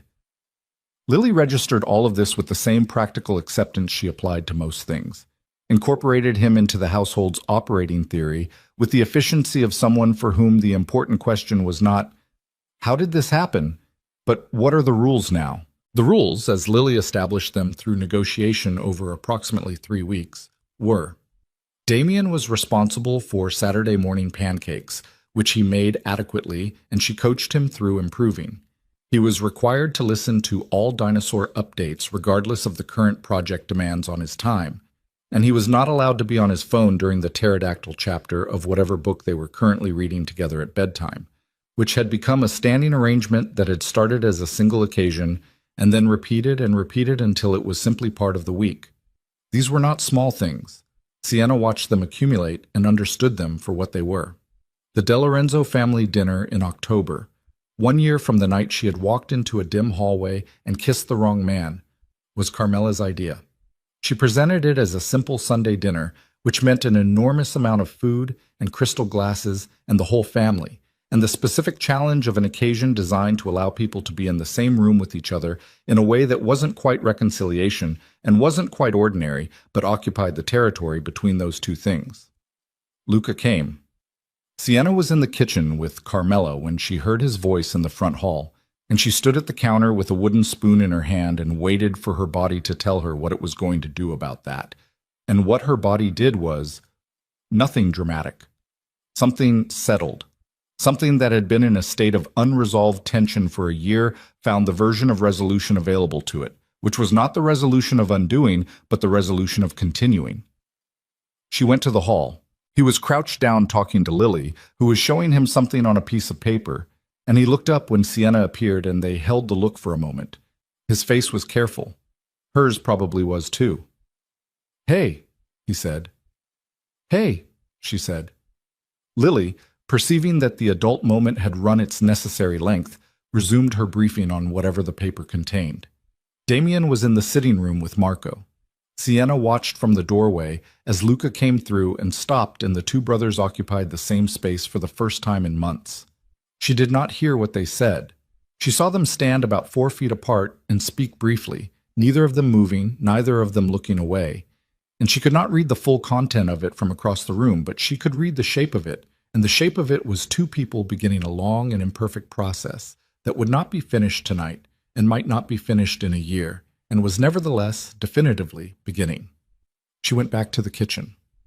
After dinner, after dessert, after Lily had fallen asleep on the couch with her head on Carmela's knee and been carried by Luca, who did it without discussion, as if this was still something he was allowed to do. And it was. It would always be. To the guest room, Sienna stood on the back terrace of the De Lorenzo house in the October cold with her coat on and her glass empty and the party noise coming through the glass doors behind her. She stood there long enough to get properly cold. Then the door opened and Damien stepped out and stood beside her, close enough that their arms were touching, and looked out at the dark yard. "Luca shook my hand," he said. "I saw." It took him about 30 seconds to decide to do it. A pause. "That's probably pretty fast, considering." "Probably." They stood in the cold. "Last October," he said. "In that hallway." "I know. I had seen you earlier when you came in, before the hallway." She turned her head to look at him. "You didn't say anything." "I was across the room." He looked at the yard. "I watched Luca go to you, and I watched you with him, and I thought—" He stopped. The pause was long enough to contain something real. "I thought, there it is. There's the thing he found that I never—" He stopped again. "Differently. And then you walked into the hallway." She was quiet. "I didn't engineer it," he said. "I want you to know that." "I know you didn't. But I didn't correct it fast enough either." A breath, visible in the cold air. "I should have stepped back the second it started." "Yes," she said. "You should have." He accepted that without defense. "It still would have happened," she said. "Whatever this is, eventually. Maybe." "You know it would have." He turned to look at her. His face in the cold dark was older than it had been a year ago. Or maybe she just knew it better now, could read the depth of what was behind it rather than just the surface. "I know," he said. She looked at him for a moment. At the face she had learned, the way you learn the face of someone you have seen in ordinary light, bad light, the light of crisis and the light of Tuesday mornings. At the man who had told her the truth in every conversation, even when the truth was the hardest available option. At the man whose brother had shaken his hand tonight across a distance that was still enormous and was nevertheless now slightly smaller than it had been yesterday. "You know what I told Lily when she asked why you were staying over?" she said. "What?" "I said you were important to us." She watched his face. She said more important than the dog, or less important. "I said more." She thought about it for about 4 seconds and said, "Okay," and then she asked if important people got to choose their pancake toppings. Something happened to his face. The controlled surface, the stillness, all of it, just gone, and what was underneath was something so unguarded it was almost difficult to look at directly, the expression of a man who has been given something he had stopped expecting to receive and doesn't yet know where to put it. "What did you tell her?" he said. His voice was slightly unsteady. "I told her important people definitely got to choose their pancake toppings." He looked out at the dark yard. He breathed in once through his nose, slow and out. She watched his profile and let him have the moment. "Blueberries," he said finally, "and that real maple syrup, not the bottle." "I'll make a note." "Sienna." Damien. He turned to her. He looked at her with everything he usually kept at a controlled distance now simply present, in his eyes, in the set of his face, in the way he was standing. I don't know how to do this, he said. I want you to know that I know I don't know how. I know you don't, she said. I don't either. That's not very reassuring. No, she agreed. It's not. The door opened behind them and Lily appeared in her socks, squinting in the cold, her hair flattened on one side from the couch. She looked at both of them with the pragmatic assessment of someone who has woken up and requires orientation. It's cold out here, she said. Yes, Sienna said. Go back inside. Are you coming? In a minute. Lily looked at Damien. Are you coming? In a minute, he said. She considered the answer. She appeared to accept it. She went back inside and closed the door, and they could see her through the glass making her way back to the couch, climbing onto it, pulling the blanket up with the focused efficiency of a child reclaiming her sleep. Sienna looked at her daughter through the glass for a moment. Then she turned back to the city lights visible beyond the property line, the ambient glow of Chicago against the clouds, the particular orange-gray of a lit sky at night that she had looked at from so many angles over so many years of this city being hers. She had looked at it from a South Side apartment when she was 17 and the future was theoretical, from the window of the Art Institute when it was terrifying, from the penthouse of a 52-floor building when it was something she had earned. She was looking at it now from a back terrace in October with Damien beside her and her daughter visible through glass and Luca's voice audible somewhere inside saying something that made Carmela laugh, and this was where she was. This specific place, with its specific costs and its specific weight and its specific warmth. Not the life she had planned in any version of planning she had ever done. The actual life. Damien put his arm around her, not asking, just doing it, the way he did things, with the quiet certainty of a man who had stopped pretending he didn't know what he wanted and had decided to be honest about it for whatever time he had. She leaned into him. She let herself do it without the half-second delay, without the internal negotiation, without the part where she checked what it meant before she allowed it. It was cold. The city was out there doing what it did. Inside, someone she had hurt was rebuilding something with the brother she had chosen, slowly, imperfectly, the only way rebuilding happened. Inside, her daughter was stealing the blanket and going back to sleep. Inside, a woman who had spent 3 decades feeding everyone at the table was doing exactly that, and the crystal glasses caught the light, and the voices overlapped, and the house was full. She stood on the terrace and let it all be exactly what it was. Not the version she could have controlled, not the version she would have written if the writing had been hers. The true version. The one that had cost her something real and given her something realer. The one that had taught her, finally, the difference between surviving and the thing that came after. She had stood in the cold long enough. She reached back and found the door handle and opened it and stepped inside, into the warmth and the noise and the smell of Carmela's cooking and the sound of her daughter's breathing from the couch. And she let the door close behind her on the October night, and she did not look back at what she had left outside. There was nothing out there anymore that she needed. Everything that mattered was already in the room.